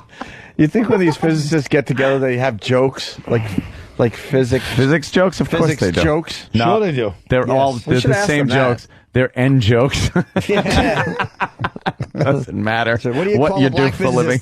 Yeah. It also, Oh, fuck. We should ask Dr. Kaku. Stephen Hawking's checking in from space. Earth's days are numbered. We could have got that. What did That I Stephen believe. Hawking... How much long we got left? What did Stephen how Hawking many mean when he numbers? said that? Earth's days are numbered. You got to read his books. I've looked at. And No pictures. He I don't gives like you them. all the fucking theory and But stuff. what He do doesn't you- just speculate. He goes through all the fucking the physics theories and stuff. He But tries what do to you- keep it simple. well, what do you think about what he said, Bob Kelly? What do you think about what he said? Dad, you know what? We like to believe we're the only ones here, dude, but it's bullshit. Just a bunch of schmarmy assholes, dude, just trying to be like the only people. Oh, God damn. That is so dead on. You know what, Colin? You got a wooden puppet nose, Colin. All right, let's say hi to Trip in Georgia. Trip, what's up? Hey, how y'all doing this morning? Good. Hey, if y'all gonna talk about black holes, y'all need to quit talking about Howard Stern and his show. Well said. I bring nothing to the table. Yeah. There's some issues with Dr. Steve and I are going to have a physics. Well, why doesn't Dr. Steve call the show so we can have it out? He's probably with a patient. He's a psychopath. He fucking has the headphones in, and he's probably right now fucking telling a woman her kid's retarded. Or he's fucking texting me. I just get a text message. Tell that ass Norton stop talking with an accent.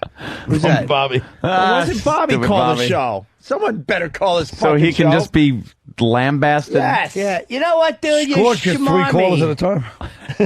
There's no H in smarmy. You fucking blithering dumbbell. Schmarmy. Hey, where's young Sam? We got to get more Scorch on. Young Sam. Before Colin leaves. Bring young Why don't Sam you play in. some old time best of Retarded Liver and Shirley? I used to love them. Yeah, we got to bring them in. What do you We think got to bring of them back, I think. Is she back now from the crack? Remember she had I the think crack problem? she's, yeah. We should put her on intervention with all of us. Nah, we tried. And punch her in No, the face. on intervention with A&E, like we do an episode. We all sit around. And don't care what happens to her. No, cars are gonna get higher. It's an intervention where the people that are intervening don't give one flying fuck. She runs out. We all like sit there. Yeah, who cares? You want to go with the counselor and you have to go to... No. Okay. Look, Sam. Whatever. Sam. Sam, what do you got? So, can you get more Scorch before Colin leaves? Me. Sam's obsessed with Scorch. He had to work with him for a year. Yeah, what I else love you it. got from Scorch, you It think, for ruined his today? childhood. Well, the thing is, Scorch has daily PFG TV episodes dating back from, like, Halloween. Right. So, I mean, we could go PFG TV. All right, yeah, find another, like, good one. Do you want to get him on the phone? What happened? It's my question. Oh, let's leave it on. No, we don't need him on the phone. He's probably too busy, entertaining Manchester, New Hampshire, or wherever the fuck he is. You're right. Thanks, Kenny. Yeah. Thank you. Speaking of radio jocks, another guy made it back to the airwaves. Who's that? Friday. The Greaseman. Where we got the Greaseman? Back in DC 101. The Greaseman Show. We stole Linger Longer from that guy. Linger Longer. I'm kind of ashamed to say it, but when I used to listen to Greaseman, I used to go, this guy's kind of clever. Oh, fuck. He'd do these little scenarios where he was maybe in law enforcement.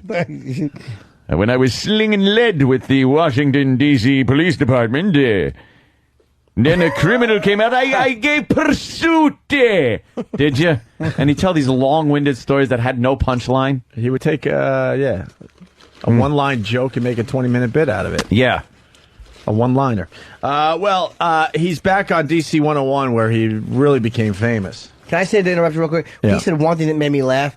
He was implying that his father, I forget, he was talking about how his father rubbed his dick under my nose like a fine cigar. I don't remember how he said it, but funny. it really made me laugh. He got pulled off the radio. When he did his famous, dragging him behind trucks thing? Yeah, and he said no wonder they drag them behind trucks. Look. That was after what? Speaking of which, What? Zimbabwe border.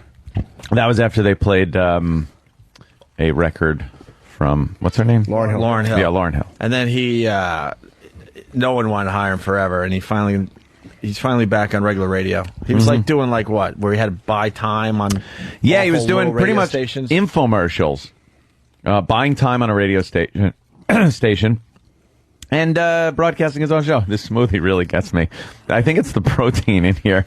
I think the protein is like fucking savage jizz. I don't know what the fuck is going on I down was there. wondering why you took your smoothies and just threw them on What your kind of face. smoothie is I it? prefer them on my back, but You need all the protein you could get at banana. this point, sir. Here we go. Yeah, what the hell's going on? There's a lot. We there's all such wanna a know, but he wants- subtext. Huh? There's such a subtext in his life that I want to know about. I'm recently single. I know. I saw your After, single but looking T-shirt the other day. I thought it was pretty Single funny. but looking. So I'm having this whole renaissance. It's my whole my whole house is being finally turned into a big boy house. He's he's drilling holes in it and painting pussies around them, and he's just fucking his own house. I can't believe how much I spent on this. I like that. A renaissance. Is that what they call a debilitating mental breakdown combined with a midlife crisis?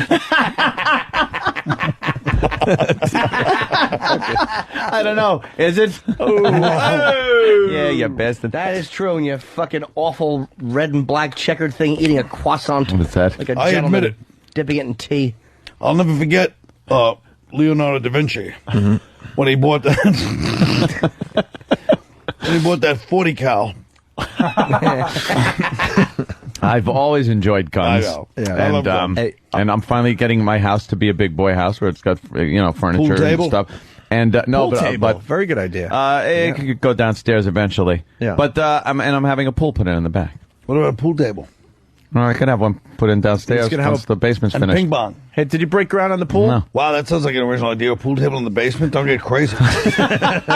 Well, he had a shooting range for a little while. Did you really? Wow. No, That's so cool. something might have happened Rumor downstairs. has it there might have Might be a hole in Is a it computer. legal to have a... No, you cannot. You can't fire guns within certain city limits. Let it be known I was over That's Anthony's house, censorship. and there's no proof that there ever was a shooting range in his basement. That's censorship. Yeah. Hey, No, did you of break course ground not. on the pool? No, but I have a bunch Getting of close? fence sections and 20 tons of rock in my backyard. Nice. That Let's do a I'm pool waiting party. for a You know final what you should permit. do? Give me On the my bottom- permit. On the bottom of your pool. O-N-A. Wow. In Cyrillic letters. That would be cool. Or how about just the A part? Because it's Just the your A. place. Yeah, it's his place. Mine. Hey, Stephen S. from Bayshore in the Greaseman voice writes, no wonder Seinfeld drags hack comics behind his car. Yeah. Oh. So here's Greaseman coming That's not back a to... hack. You can't call Colin a hack. No. You can call him a lot of things. Has been... I wouldn't call him a has-been. A disgraceful Colin. nobody. You were nice to me. Disgraceful nobody. No, but you are. Currently, No, you're right. currently, I'm a has-been. But I think we all know, and nobody knows better than this little worm sitting here, that I'm obviously going to make one more comeback because I'm not a genius. I'm a very smart asshole. And when I make my comeback, he better be on my good side because I'll crush you like a bug. All right, we're going to do... Jimmy just looked at him. Jimmy's look at Colin was one of just, are you fucking kidding me? It was just, he just Time will blew tell. you off. You didn't even fucking give what you said any I don't like consideration. the fact that I defended him and said he wasn't a hack, and he still called me a worm and attacked me about his big comeback. Because he goes Shut to up. me. 'Cause He I goes, said he's sorry. not a hack. Pick the You food can out of say your a lot of things about him. Yeah, you can. Right, so I'm saying you don't Like act you don't like know you how were to wipe crumbs off your mouth? Like, don't say you were supporting me. Wipe the crumbs off your thin lip. Don't say you were supporting me. Thank you. Fucking old lady.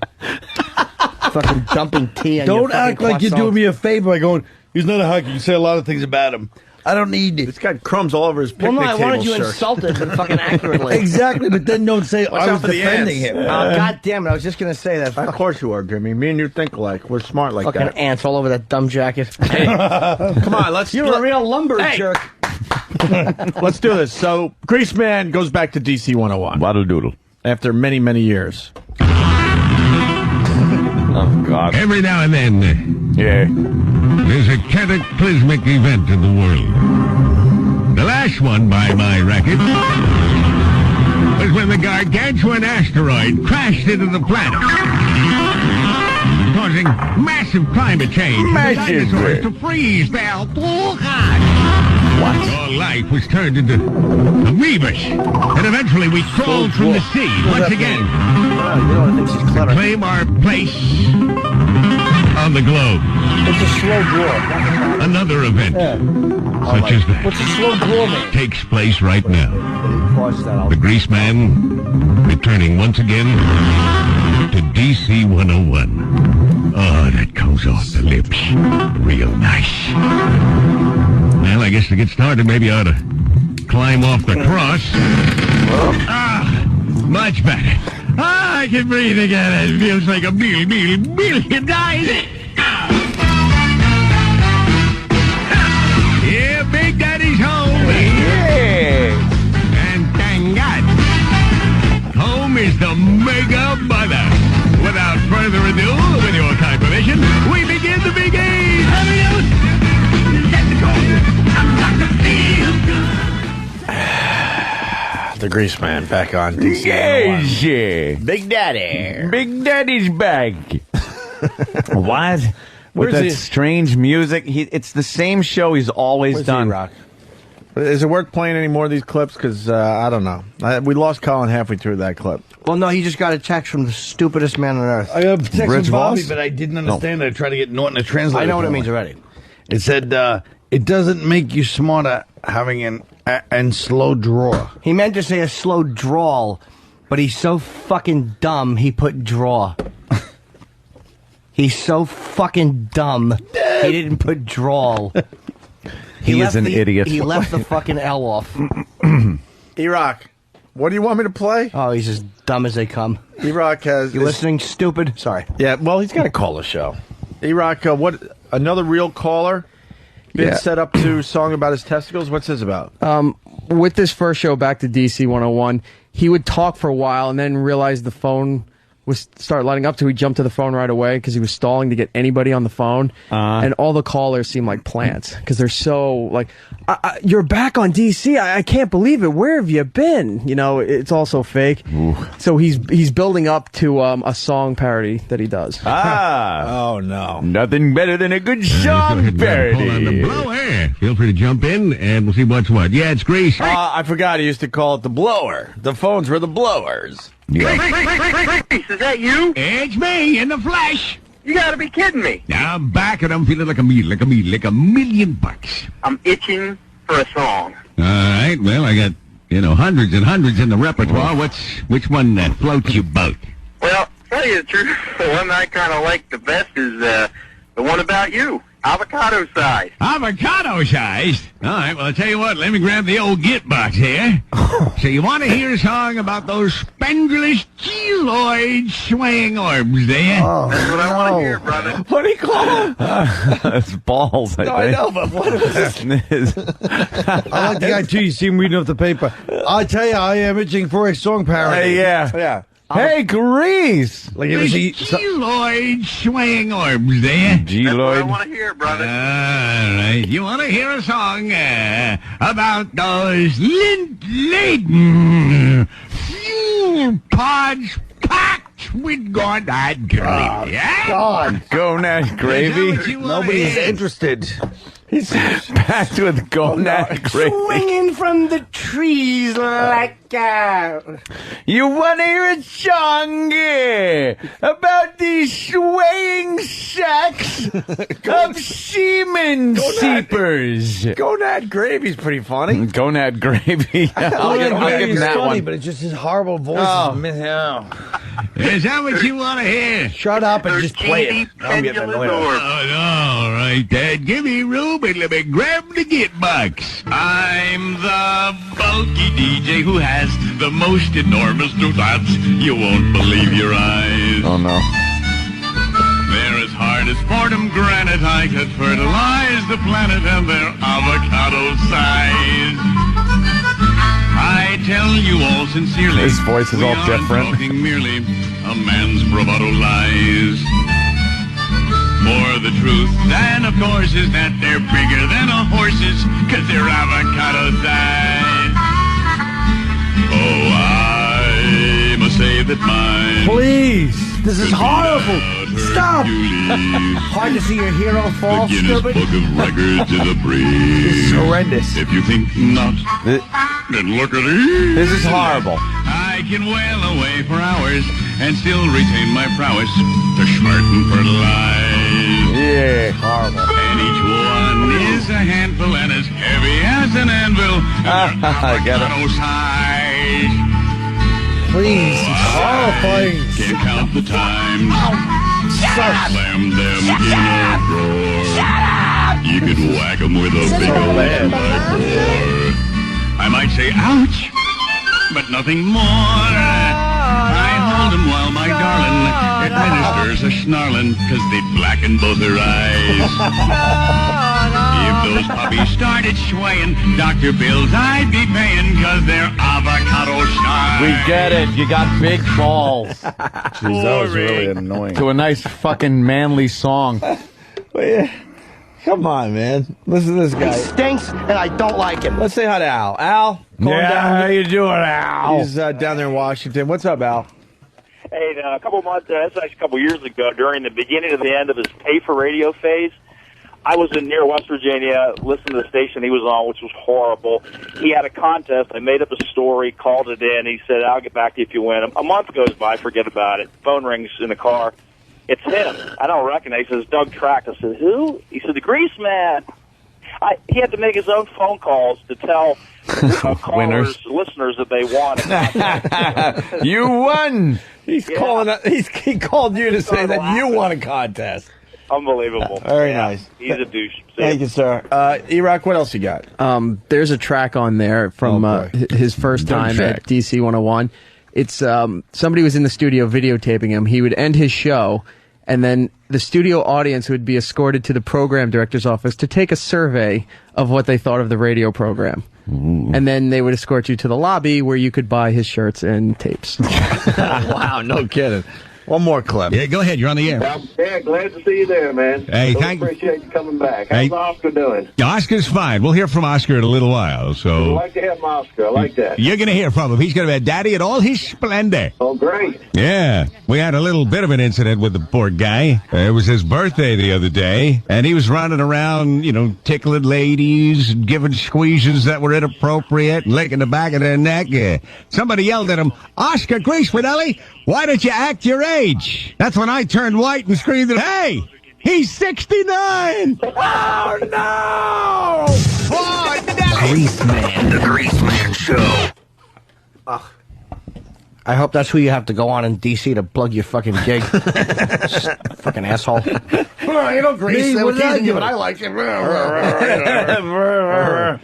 right, enough of that. Let's say hi to Bob Kelly. Bobby. Hi, Bobby. Bobo. Bobo. Is Bob Kelly on the line? Bobby. Is there a Robert Kelly on the phone? On the blower. Bob? Bob Kelly? Dude. Bob? Dude. Bob? Dude. Bob? Bob? Don't be so schmarmy. He's being schmarmy. No, I don't know. I think we lost him. All right. So that's the Grease Man coming back. I have a feeling he'll be calling back. Do you? I hope the connection was perfect, and the reason you lost him is because the fucking car slammed into an abutment. And right now his fucking phone and arm are attached, but not to the rest of his body. His hand is holding that phone in the fucking ditch somewhere, while the rest of his body was propelled to the fucking windshield. Dad, I got no phone or arm, Dad. You know what, Dad? They make a lot of things for left-handed people. Shut up. And his phone's holding a copy of his arm's holding a copy of his CD. Yeah, tucked under his fat arm is a fucking copy of his CD that he was going to try to give out to the radio station, but they just left it on the table. As we wait for Bob Kelly to call back, good news for Colin Quinn. We got more Scorch for you. Hey, Scorch. Young Sam back in studio, working hard today. Young Sam, what do we got? Well, I went into my personal archives and found some classic Scorch from Syracuse. Ooh, Syracuse. Was this when he was doing the Kingdom of Nakedness? This was the Naked Militia era. Naked Militia. Basically, Paulie, finally his sidekick, started voicing his concerns about the fact that Scorch insisted on doing top fives every single day. To which Scorch decided the best thing to do would be to do an on-air bit where he would challenge Paulie, and Paulie would have to come up with a top 5 list, and then Scorch would come up with a top 5 list, and then we'd see whose is better. So I thought I'd bring him in, and then we could see whose is better. Wow, this is good. This is unbelievable. We can participate in this then. Yeah. Good. So my top list that I do, you're always, that's not funny, and I think they're funny. The other day you did things you hear at a car wash.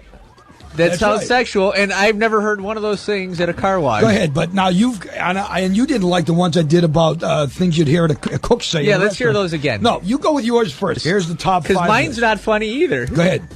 Top 5 things that a baseball announcer may say that could be construed as sexual. All right, you ready for this? Number 5, he smacked it into the gap. That's good. Go ahead. All right. Number 4. Scorch is like, yeah, I know it's a competition, but I'll be fair. That's good. That's good. Now, see, the bit here would be to make believe it's good when the whole world knows it's not. It just but stinks. Scorch really thinks this stuff is good. It is right in the gap. Whoa, that's yeah, good. That's good. That's That's good. I wish I'd thought of that. That was him saying. That's good. Go ahead. All right. Number 4, The pitcher steps off the mound and eyes the rubber. Good. All right, that's funny. It's not. Scorch is so digging this. Paulie wrote it, and it's like, this is not funny, Scorch. See, Paulie's acknowledging that. Paulie's doing his impression of Scorch. Like, Right. look, this is not funny. Like, Paulie's not trying to be funny. No. But he's trying to find stuff that might be funny if it was Scorch writing it. Right. Okay. And to Scorch, this is just the best shit he's ever heard. That's the Scorch equivalent of touche. That is hilarious. How can you say that's not 3. funny? He just got to first base. That was really easy. Go ahead. All right. Number 2, the shortstop went deep in the hole. Yeah. And number 1, this guy hits balls deep. See, I think good for you. That's funny. Good for you. What do you think is not funny about that? Everything. He was so frustrated. He couldn't believe that That's his point funny. wasn't illustrated. Oh, my God. And then, Funny stuff. And then Scorch was forced to do his own top 5? Yeah, one of his classic top 5s. This was top 5 things you wouldn't want to hear a chef saying at a restaurant. You wouldn't? yes. Okay. Okay, now the ones I did, top 5 things you wouldn't want to hear a cook say when they're making your food. Okay. Here we go. Number 5. I know it's stale. But what the hell? We'll just tell them it's toasted. Ooh. Number 4. You got all the dust off of that, didn't you? Oh, Number true, 3. True. The sink is clogged. Just wash them in the toilet. Oh. He can't be serious. He's right, though. Wow. He's right. Those are not things you want to hear. Zingers. The baseball one was fucking way better. Gold compared to this shit. How about the top 5 things you don't want to hear if you're a waitress? Number 5. Yes, those black customers are yours. Number 2. Did anybody see you do that? Nah, then just throw it back on the plate and serve it. Whoa. And the number 1 thing that you wouldn't want to hear a cook say when they're making your food I don't want to hear number 1. is, hey, it's warm and salty and yellow. They'll never know the difference. Oh. That's funny. That is pretty funny. They're so long, like they don't fit like the formula. Yeah, like his 5 weren't like, they were like real things that people in the kitchen would say. Hey, that fell on the floor. Pick it up, brush it off, put it on a plate. Maybe we can wash it. If not, we'll get a new one, fry it up, and give them a new one. But if they don't notice, then it's cool. Exactly. It was like real stuff. Yeah.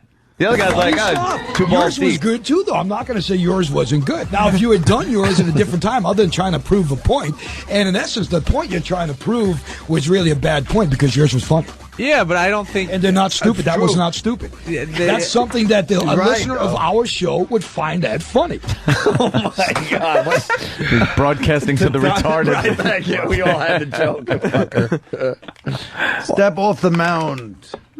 Yeah. Scorch is a That class guy's act. got 2 balls on him. That's a classic. Yeah. Hey. Well, Hey, but you might want to put those fries underneath the light to keep them warm while the appetizers are finishing. Something you don't want to hear. Cook say when he's cooking your food. Hey, well, I got to clip a hangnail. It's hurting me when I take this off the griddle. What? Yeah. Not fucking funny. Damn, the price of beef's high. How am I supposed to turn a profit? Let's say hi to Bob Kelly. Thank you, young Sam. Hey there, Bobby. Hey, Bobby. Hey, what's up, guys? First of all, Jimmy, this is what I don't like about Jimmy. You're from Jersey. You're a little mushy, four-eyed ass from Jersey. You watched the History Channel a couple times, and you know about black holes. That's true. And then you get an English accent and a slow draw. You know, what happens, sometimes the universe... What's a slow draw, stupid? Like the galaxy is giving you your information as you're speaking. Hey, what's a slow Shut draw? your face. I'm not fucking having a duel. What's a slow draw? Do you mean a slow drawl with an slow L? draw is this. Ready? This is what you do at the end of your sentences because you're thinking really hard. When the black hole, sometimes it, the universe gets together and a star actually implodes. Yeah, I'm a well-spoken man. I think You're things not out. well-spoken. You're a mutant that thanks trannies. So what's that got to do with the universe? Big deal. You're supposed to go. Jimmy enjoys black holes. I don't the like way it works. Now, you know what, dude? I mean, they say there's no God, dude, but who knows what, you know? I don't know what happens, dude. These schmarmy assholes. Schmarmy. Always, dude, you talk with a slow draw. No, Al. A slow draw. We're going to shoot each other. You turn into breakfast at Tiffany's every time you want to get intelligent. Why do you have to go with food, stupid? Of course. You turn into the breakfast club, dude. You turn into fried green tomatoes. Shut up, stupid. You're not. You turn into Free Willy. Oh, wait, that's me. You're not a scholar, Norton. I know I'm not a scholar. I'm just chit-chatting with Dr. Conklin.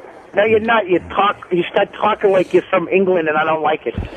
And that is true what he's saying about you. No, it's not. Bobby, Colin Quinn's in studio. Hi, Colin. How are you? Colin, you know what? I know Anthony's going to stick up for him. Opie's going to stick up for him because he's their sidekick. But I called him sidekick earlier, too. He didn't like it. Yeah, he's not going to like that one there, Bobby. When he gets intelligent, he gets really slow and methodical with his thoughts, and I want to smash him in the face with something. Instead of just blurting shit out and sounding like an idiot. But he's got a point that Norton does tend to do an impression of an intelligent person when he talks to intelligent people. Thank you for making that funny, Colin. I appreciate that. Shut up. This is where I nailed Dummy on the other night. We were having our political discussion. Before you get into this, he really got me. Go ahead. I don't remember anything I said except when it started off was he's going, because they got to do this. And now, dude, she's got the super delegates all lined up. And I fucking stopped him like a brick wall. What's a super delegate? And you've never seen stupidity personified. He fucking, every bit of idiotic shame he had, just fucking, that little mask came off and it was Dumbbell just sitting there. Let me tell you. Dude, a super delegate's a delegate that puts on a cape and solves crimes, dude. Super delegate, I'll take the soup. Shut up. He nailed me for probably around 20 minutes, and every single one was good. And at the end of it, I went up to him and goes, I don't even know what a super delegate is. No one does. Yeah, exactly, but that wasn't the point. Hey, Bobby. I know what it is. Wait, good for you. You win the spelling bee. I got a fucking nerd. Spelling bee. Put your hand up next time, you fucking goody gumdrops. I know what it is. Certainly not a treadmill, then.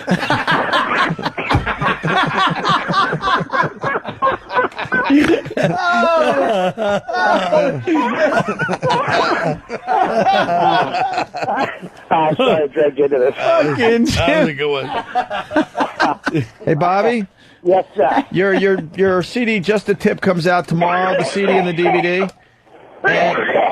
And I was looking at my copy yesterday, and it looks like you almost forgot to thank us, huh? No, are you out of your mind? We're like the second to last thank you. Oh, God. You know what I was going to put in the thank yous? I was just going to write, I know you're looking for your name, Needy. It's not here. That would be funny. That's what I was going to put. That would be hilarious. That's true. Yeah, we're way down in the thank yous. I'm not happy about that. Is Dane that. first? No, that's not Dane first. He went with his wife. All right, well, Dawn and his family, that's understandable. But I'm saying as far as people that are not that close to him. Make Opie. Make Bobby read the thank you list. Make Let me read. You know what? Let me see. It's just a tip. I talked to all my friends about this CD ad nauseum. Who did you thank? Who did you thank on there? Dude, you know what? Hold on, dude. I want to say thank you. This son of a bitch wrote a blog, put it into a book, and pushed it every day on the air, and he's giving me shit. That's right. Holy shit. How ironic. A blog doesn't like the blog. I compiled all my things together of things that happened to my friends and made it into a book. That's right. My wife, Dawn, thanks for all the material and loving me for the hunk of crap I really am. Calvi and Diva for eating my boogers. Mom, Larry, Kara, Andrew, Kristen, and the Denali and Weatherby clans. Keep going. Matt Frost, a.k.a. Frosty, Brian Billig, a.k.a. Brian Billig. See, I want to put a little joke there, but also known as, but make the same name. There, people will laugh, they'll get it. And Paradigm, the agency that sent me on one audition. Shut your mouth. I went on 2. And one of the Oh my God. The O&A reality show. Thurleen, Adam, Jenny, and Jody. Thanks for being a part of my team. It doesn't say team. Yes, thanks for being a part of my team. My team. Hold on. Oh, you should have said, and thanks, Orca and Willie, for being a part of my species.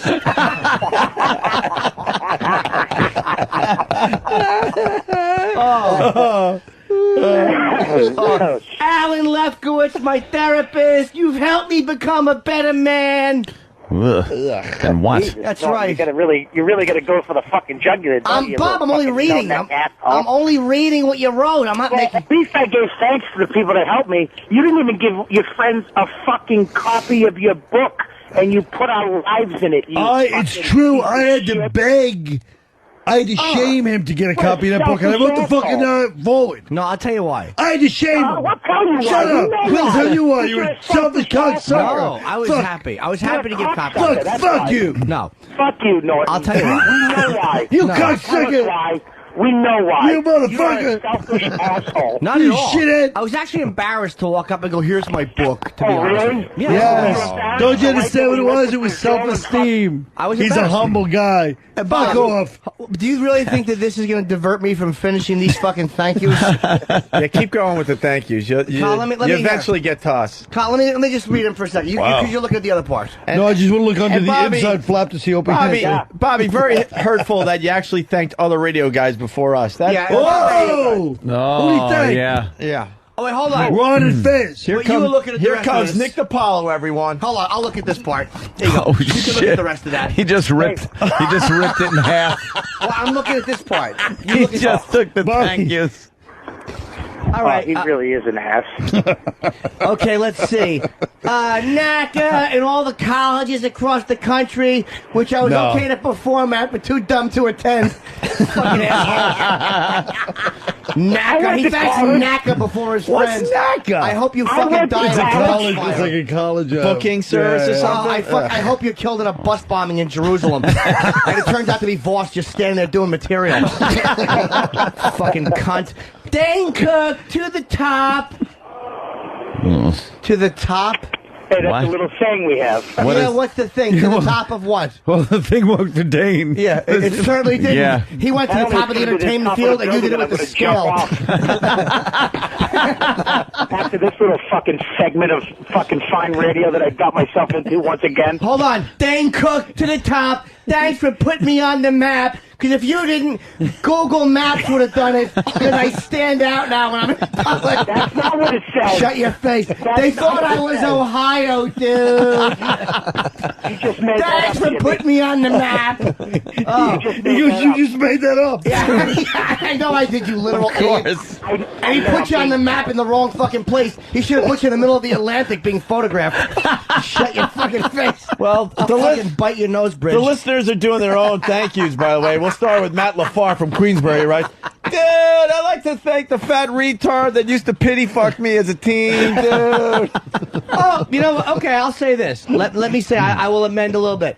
Thanks for putting me on the map. And the second one, Colin Quinn, thank you for always being there. Always, you were always there Yeah, he for just him. means existing, I guess. College is Just there. being there. Jim Norton, Kelby misses you. Dude, he's a little self-effacing because I do love Bob's dogs. I'll admit that without shame. Bob's pets and I adore. I thought it was the chicks you used to fuck. And he goes on to Patrice and ba. Thanks to everyone at Comedy Central who only put me on when my manager pulled a gun on him like Luca Brasi. Bob Kelly doesn't get that picture. it'll make him a big star. I'll go tell your boss I don't get express from guineas. I'm Jewish. Now you get the hell out of here. Oh my fucking God. What? The next one he thanks Lionsgate Films. What? Just stop it. What the hell? Oh man? my God! Well, they put out some good product. What was it? What were the 2 films you're in, Bob? We lost him. Where'd he go? What, did he hang up? We're getting him back. Fruit. I don't know what happened. Oh my God! Dude, to the top of the Call of Duty leaderboards, dude. He fucking. To the top. Where did he put you guys? It's way. This fucking asshole thanked his accountant before you. Right. That's what I'm getting at. Matt Siegel at Kiss 108. Thanks. This 108's big. Patrick at cringehumor.net. Thanks. Curtin DeLynn Iverson. Thanks for letting him stay up late to help me with everything. I guess that's his web guy's fucking family. This web guy's family before us. Stephen Leo from Sanctum Sound. Well, you know, the sound mixing is very important. The people that mix the fucking thing. They sell more. They sell more than. Don't they get a credit anyway? Opie and Anthony. Thanks for letting me be part of your radio world. Not you. And then he put Pete, Lee, and Nicole.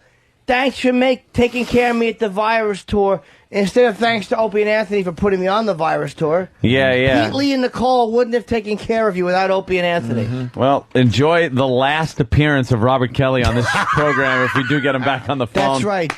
Just a fucking tip. That's all you're going to get in this door from now on, fella. Just the fucking head of your cock. Thanks. He's not answering? Thanks, Why Bob. isn't he answering? I don't know what happened. He's probably in transit. He's coming home from. I hope that fucking. I hope his fucking phone was pierced by the bullet of a highway sniper. I hope a fucking highway sniper just shot through the back of the cab and the phone went through his hand, his phone, and right into his fat cheek, and it's embedded in his cheek right now. Girl, I can't talk because there's a bullet in my face. A shot in the cheek, man. Hold my hand. I talk like Keith the Sullivan in that movie. I sound smarmy. Keith Sutherland got shot in. Runaway, I think. What was it? No, I know what you're talking about. Well, we're trying to run away with something like that. This does have. Reese Witherspoon. Yeah. I will say this about Bob's dumb CD. It does have a CD and a DVD in it. Yeah. And you can get it starting tomorrow. Yeah. So I think you should support Robert Kelly financially. I would suggest going out and purchasing this because it's fucking over for him now. Yeah, So you that's might it. want to. He's got a wife and fucking house to take care of. Yeah. So try to help make this fucking last CD he'll ever do. Well, the other jocks that he named on there, I'm sure they'll put him on as much and let him get as much freedom as he has on this program. Eric and Kathy in Chicago. Eric and Kathy. Terry Clifford and Rochester. Terry Clifford, someone that's just about as fat as me. Howard Stern, Man Cow. Yeah, dude. Now he's fucking with us because it says Bob The Kelly. Grease Man. He's fucking with us now. Courtney and Man Boobs in El Paso. Courtney and Man Boobs. Good luck, Chuck, was Lionsgate's film there. He thanks like he was a fucking Yeah, the star. Yeah, well, he's like done he's some- fucking Tom Hanks thanking DreamWorks. Fucking dumb extra. Like they were being polite to Dane by putting you in Good Luck Chuck. Yeah. Fucking cunt. Well, one thing about it, you have to admit, it did bring good luck to that flick. Sure did. The only way I could see that being accurate is if fucking Bob's shoes or floorboards were named Chuck.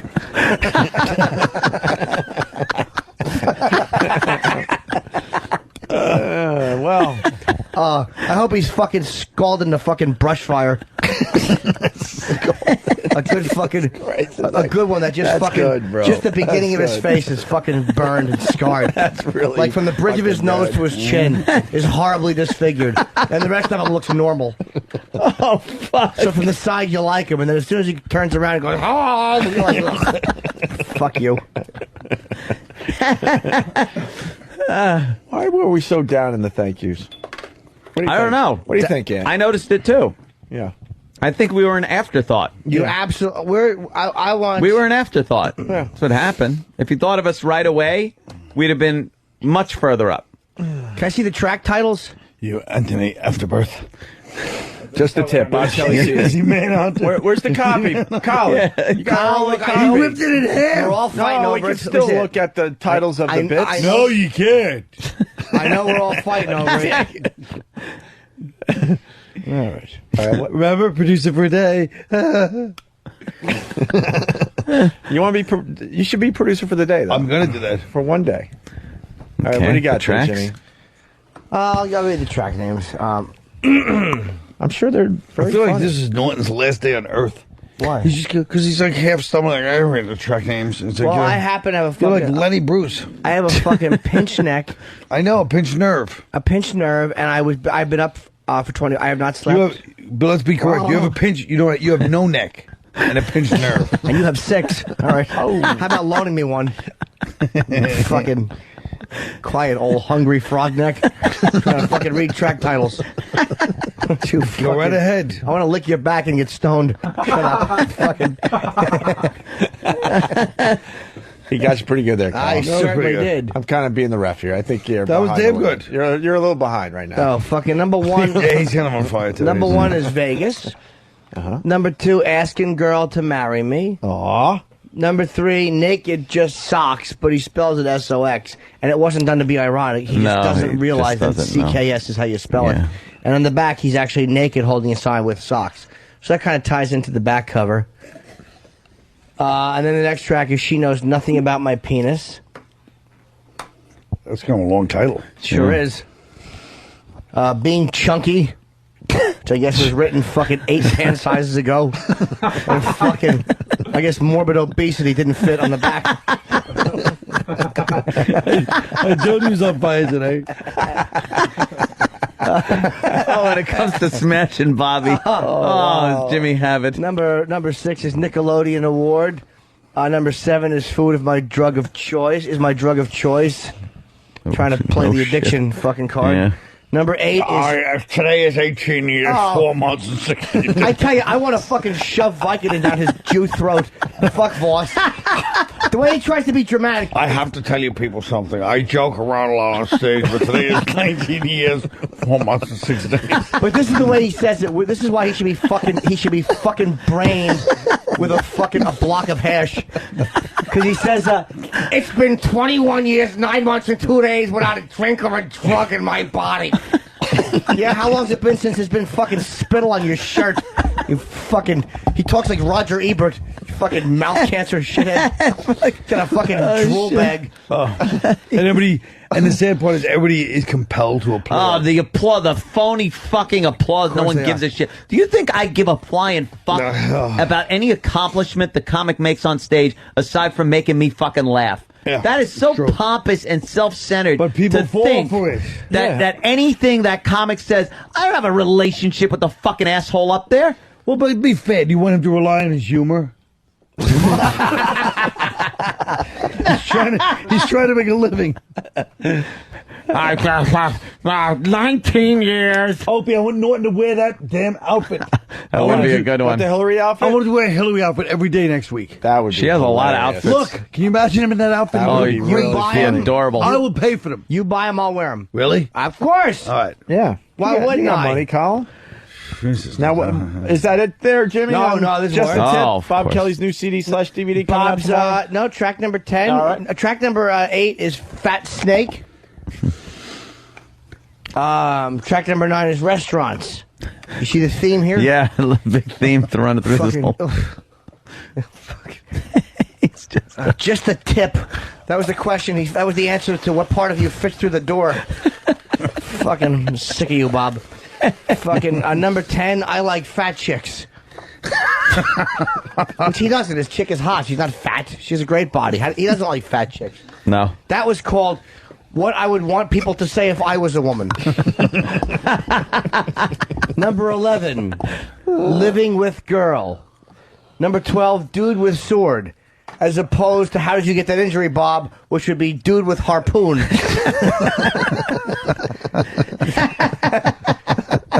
Number 13, Punching Butter, which was the answer to when someone said to the boxer who fought Bob, what did it feel like? A little wordy, but you got there, I Jimmy. sure did. You got there, bro.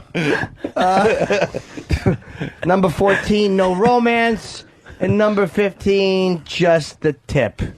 Just the tip. There's a documentary with this that I think, I know Colin's in. Yes, I'm in. And I don't know who else is in it. But it's a DVD documentary as well as a CD. Well, good thing we're not in there. No. Why would you be? Why would you be? Why would Why? Why would Like, you? we could have ended up on the editing floor, but at least give us a shot, you fucking asshole. Nothing. I actually do like the cover. The only annoying part of the cover is when he's at a comedy cellar with fucking the guy that works at the cellar going over computer graphics, and fucking I'm trying to feign interest in what font he uses. He's like, dude, should I use the sparkly ones? I don't know, you fucking fat girl. Who cares?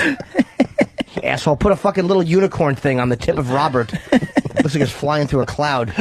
But you know, you're a fun one to talk. Hey, I'm sitting there Saturday night. We're all sitting at the table. This phony breaks out his computer and starts typing his second great epic novel. That's right. You know, we're all sitting there. It's kind of weird, and it's like, it's not only pompous and pretentious, but it's really rude. You know, it's not rude. there and he's got his little laptop. You're all sitting around the table, and he's got right? like a solemn look on his face, like, Yes, he's like, I'm here to work. Here's why, elbow guys. grease. Go across the street to a coffee shop, you little cocksucker. I'll tell you why I know. Because I get work done at the cellar because I can't cruise sexual shit. I can't cruise sexual. What am I going to do, just watch Nobody's you eat interested buffalo in wings? your process. All he does is sit there and eat fucking a double order of buffalo wings, and I just want to hug him because he's committing suicide in front of me. How would you feel if you loved somebody and all they did was fucking every time they went to the cellar, they put a shotgun in their mouth and pulled the trigger? That's what you're doing. I can't watch it. I have to write. I have to write away my sadness.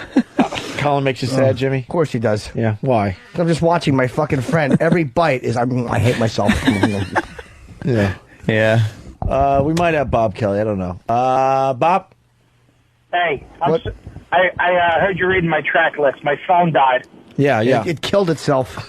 Yeah. Just the tip. It comes out tomorrow, Bob. Yeah, well, I'm sorry my track list aren't yuck. And then a facial expression, you moron. That's not bad. Bob, and I are hurt a little bit. The thank you was way down in the list, and we weren't offered maybe to do something for the DVD. We know the thank you was an afterthought, first of all. I asked you to do it. You never did it. Oh. You didn't want to do it, and I called you both last week to do something else, and neither one of them would call me back. Oh. Wait, what did you ask me to do last week? When you first, Opie, I called you. You were out of the country, but Anthony was one town over. Wouldn't answer his phone or call me back. Where was I? When was this? I don't know. Why don't you check your flight schedules? Well, first of all, I went on vacation at this point 3 weeks ago. Yeah, I asked you both to do something, and when we filmed it, I asked you guys to do something. Oh, during vacation? I wasn't fucking around.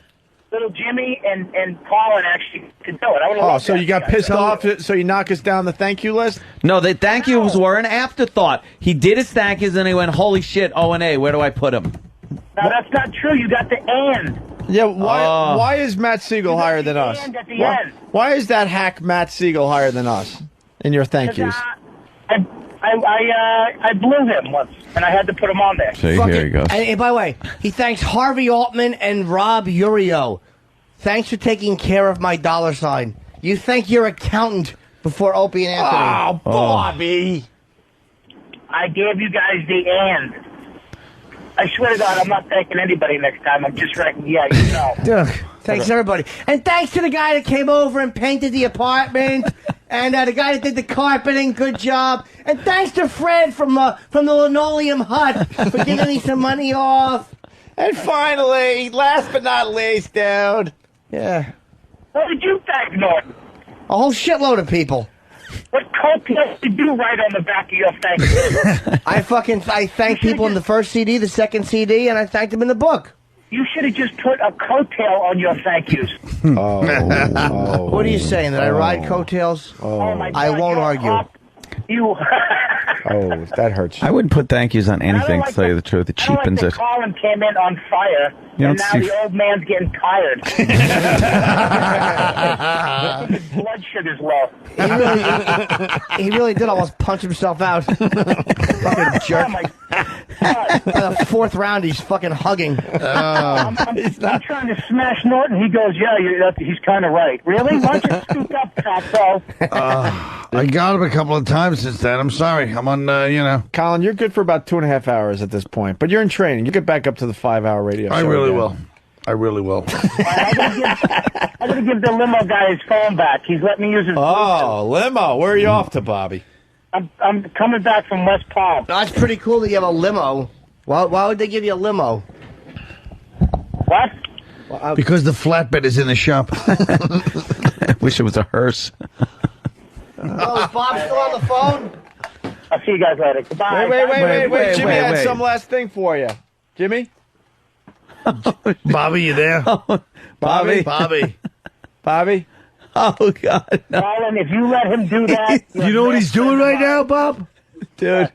He's pissing on your CD. He's pissing. He's got his cock out. He's pissing on your CD. In the middle of the studio, there's pissing in a garbage can. It's kind of disgusting. First they were scraping their feet, now they're pissing. Hey, Jim. Yes, sir. Thanks for helping me sell CDs, buddy. I did, actually. Yeah, we're not saying that it's not a funny CD, Bobby. Yeah, we're not knocking... We're not trashing the actual material. We know you're a funny guy. We're not saying the You're just not a good material- friend. You're just pissing on my CD in a barrel. Absolutely, it's you, and it's kind of. If you were here, we'd be happy to do it to you. But no, I will say this: that the hold on, before you give the fucking phone back to the fucking scumbag limo driver, I will say that you do have a CD. Limo driver a scumbag? Well, because he is. He's fucking driving this fucking idiot. So he had a big celebrity. Yeah, it's a fucking middle from Boston. Yeah, can we call? Can we talk to the limo driver? Hold on, you got actually the CD. I do want to encourage people to buy it yes. because it feels good to do this. Oh, don't forget, folks, come with its own DVD. There you go. You can watch that. Comes with a documentary. He broke it like the Dixie Chicks. Comes out tomorrow. Wave to Bobby's limo if you see it. It's the one doing a wheelie.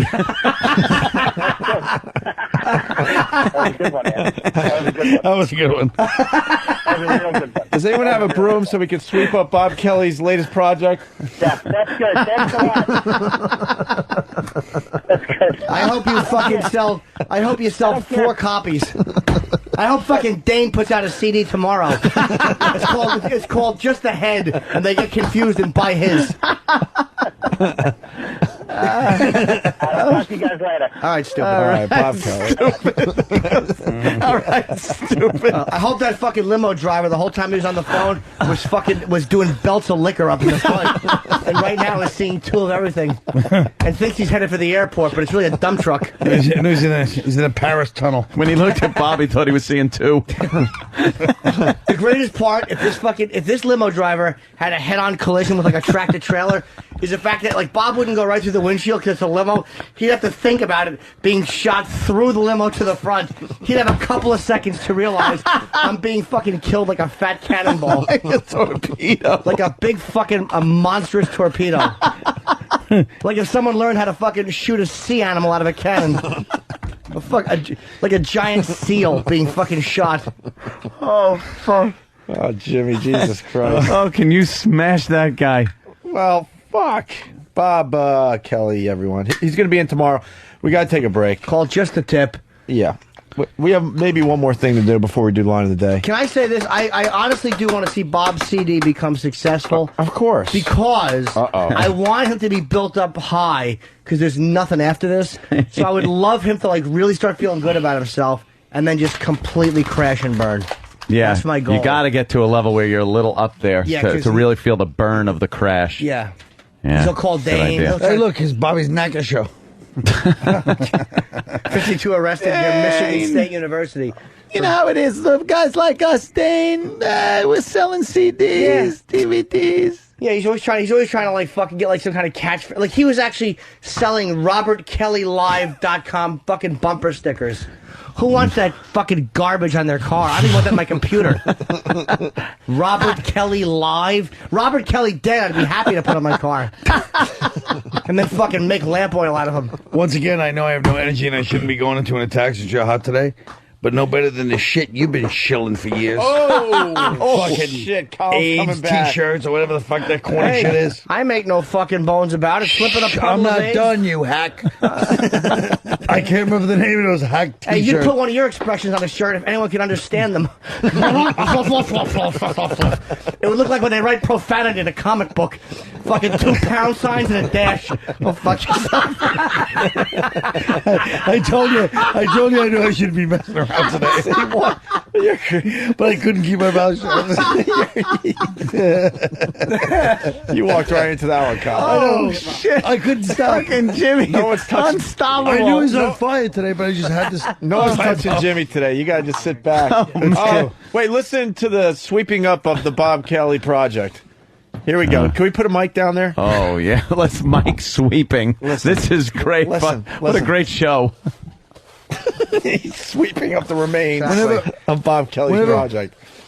Whenever Bobby talks about like being in a limo, I always have a picture of like just outside of Lexington, Kentucky, one of those trailers. There's like a horse stall, and his head's All right, we gotta take a break. For replay purposes, we gotta take a break. So why don't we do that? Colin Quinn in studio today. Are you promoting anything, Colin? You've been here for 4 actually, hours. I do, but I am at Caroline's on last week of April, whatever it is, 26th, 27th, whatever. And working with me is Keith Robinson. I don't know if you know him, so it's going to be a hot one. We like Keith. Perpetual opener. Man, I'll tell you what. I'll be at fucking... He didn't say you, he asked me. I know that, but I'm So jumping in. shut up. I'm fucking Bobby backing this. I'll be fucking... I'm in piggyback. Bobby. I'm in... It's like Munson. I'm in Detroit this Saturday. Fucking at Clutch Cargo's somewhere in Detroit. You're at Detroit with the... Is he going with you? See him on the I'm plane? gonna I'm gonna be seeing Jimmy in Detroit. Is that part of your tour, Ant? No, I don't have love jungle it. fever. I'm Bobby backing it. Are you gonna have tour T-shirts made, Ant? Yeah. What the hell Yeah, is it's gonna Clutch be- Cargo's? Anthony's place? No, it's a fucking rock club. That's what I work. Anthony's tour. Yeah. All right, we got to take a break, and I think we're just going to wrap up next. So far. Although we have a fine little story about parents and what they do when they find out they have a Down syndrome kid. Parents just don't understand. Hanger, Well, we might do this or when a we big get back. steel-toed boot. Either one will do the trick. They asked the parents. Hey, we got to get one of those abortions. My brother got his girlfriend one once. I'm going to give the listeners a head start. One of the tracks is labeled, "What about the positive parts of Down syndrome?" Hey, this is Dr. Michio Kaku, and you're listening to Opie and Anthony. Opie and Anthony. Oh, I'm sorry, right. Hey, this is Dr. Michio Kaku, and you're listening to Opie and... Opie? Opie, all right. Okay, Opie, right. We physicists always pronounce it Opie because of a famous physicist, Oppenheimer. Okay, Opie. Okay. Yeah, he built the atomic bomb. Okay, ready? Hey, this is Dr. Michio Kaku. You're listening to Opie and Anthony. I want to thank Colin Quinn for stopping on by today and giving us a little energy. Thanks. A little tired after the long weekend, and you came in and really helped us out. You were a fine catalyst today, my friend. Well, thank you, yeah, but then, it turned out I got so tired by the end, Norton just hammered me for the last hour and a half. I would have hammered you if you were awake, stupid. Don't act like I got lucky because you were fucking sleepy. You did get lucky. No, I didn't. Well, all right, whatever. Good one. Good one, right? He was great in the beginning, though. Yeah, I'm great on terrestrial. Then on XM, he caught up with me because I don't work dirty. We don't know what you don't work dirty. You do work good on Testial. You fucking zilch. I'm good on Testial. All right, let's do line of the day. I'm on Testial. Line of the day is brought to you by AshleyMadison.com, a new sponsor to the line of the day. If you're looking for a lull, and they spell it L-I-L, Lil apostrophe, something on the side and don't want to get caught, do yourself a favor and check out AshleyMadison.com. So basically, if you want to cheat, go to AshleyMadison.com. See, they set you up. Why like, are we beating around the bush? If you want to get some strange poo-ha. Yeah. It reminds me of that new song, OPP, by Naughty by Nature. Just new song. Yeah, cheating. You want to cheat. You can't do it yourself. No, it's crazy. So they hook you up. I lost my Ugh. That fucking nasty ass thing. Okay, what do we... 6 runner-ups? Jesus fuck. A Lot of laughs. A lot of laughs. Hilarity. All right, line of the day, yeah. Here's a runner-up line of the day. Oh, damn you. I spoke with the burning bush last night. Yes, my wife, Mrs. Heston, had a rash. Oh, you. Cunt joke. That should hold them over for a while. All right. Let's do the next runner-up line of the day. Oh, boy, I give him the creeps, too. Maybe because you were 112 on the bestseller list. Oh, that wasn't even nice. Well, if I'd gotten a celebrity to write the forward, maybe I would have done better. Oh, forward written by Colin Quinn. Oh, that had to hurt. Colin, comment? Yeah, I wish you would have waited for mine to get the laugh it deserved before you fucking jumped. I saw your little setup, and I fucking crushed it. Thanks, kid. Thanks. Here goes my joke, a setup. That's what it was. Thanks for the softball shit, Dick. What are you doing, Colin? Colin's picking up the I chair. thought he was apologizing to it. Why are you knocking the chair over on its Because he side? fucking does the same thing I do every day with these 9 feet cords. Because they wraps around the bottom. Winds around like fucking Maury's neck. Yeah, it's like fucking, your chair is now Johnny Olaf with the fucking curtains around it. All right, let's do the next runner-up line of the day as Colin Quinn untangles his Untangles. headphones. Oh, my Did God. you refer to Anthony as the other day at the cellar? Oh, a Corsican pimp. Okay. Colin, you got one in there. What was it? Corsican pimp. The Corsican pimp line. You didn't hear because you're too busy untangling. You're too busy fucking... Right to the next runner-up line of the day. No one does. Yeah, exactly, but that wasn't the point. Hey, Bobby. I know what it is. Wait, Good for you. You win the spelling bee. I got a fucking nerd. Spelling bee. You nerd. Fucking.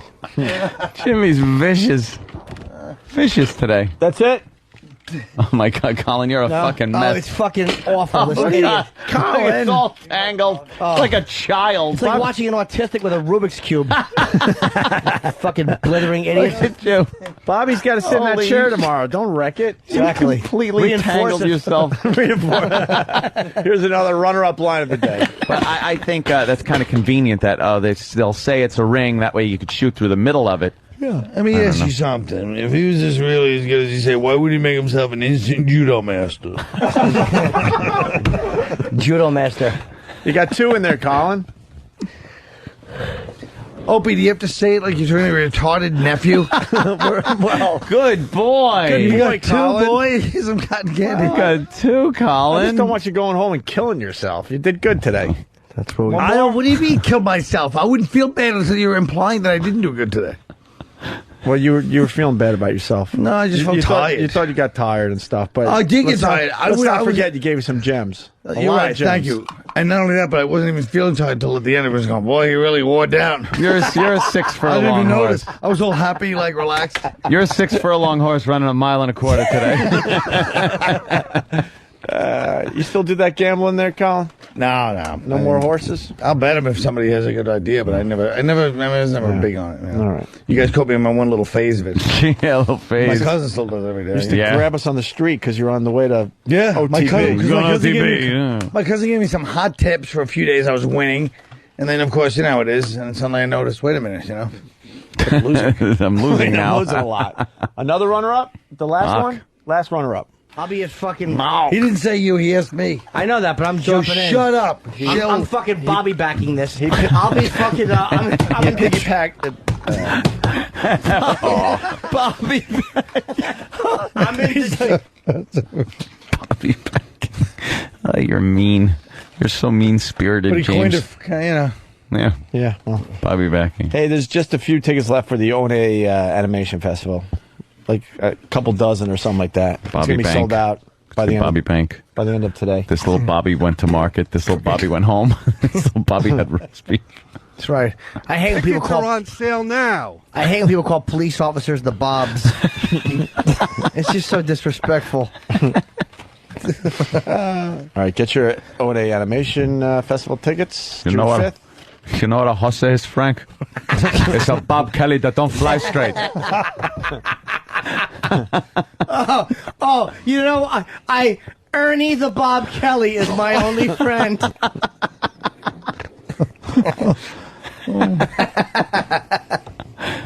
of the day. Oh, line of the day. Here comes line of the day. Line of the day.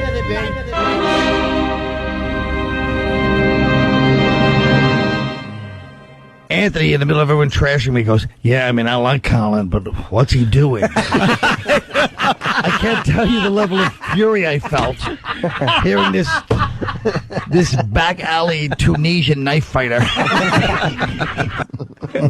Colin! That was it.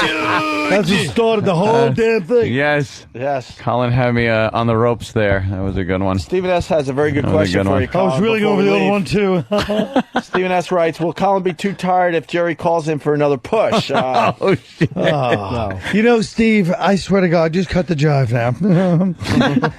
It's really starting to spread. It was an OK magazine. Fast Freddy's getting very angry at us lately. Why? Very unhappy that we're not doing bonus show today. He's also saying bonus show equals more tickets sold, dummies. We have 24 tickets left to sell. That's it. That's right. Tell Fast Freddy to take a flying leap.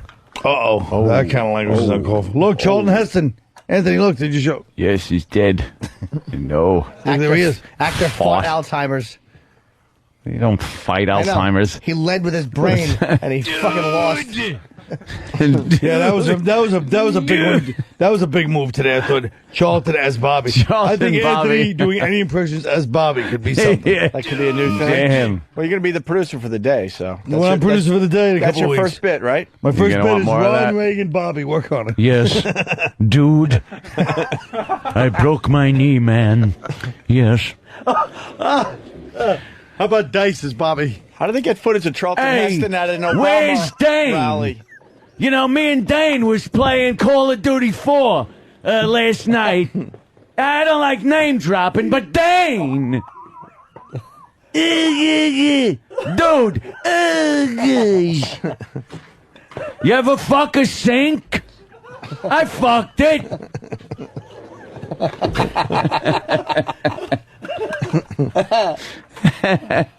How you doing?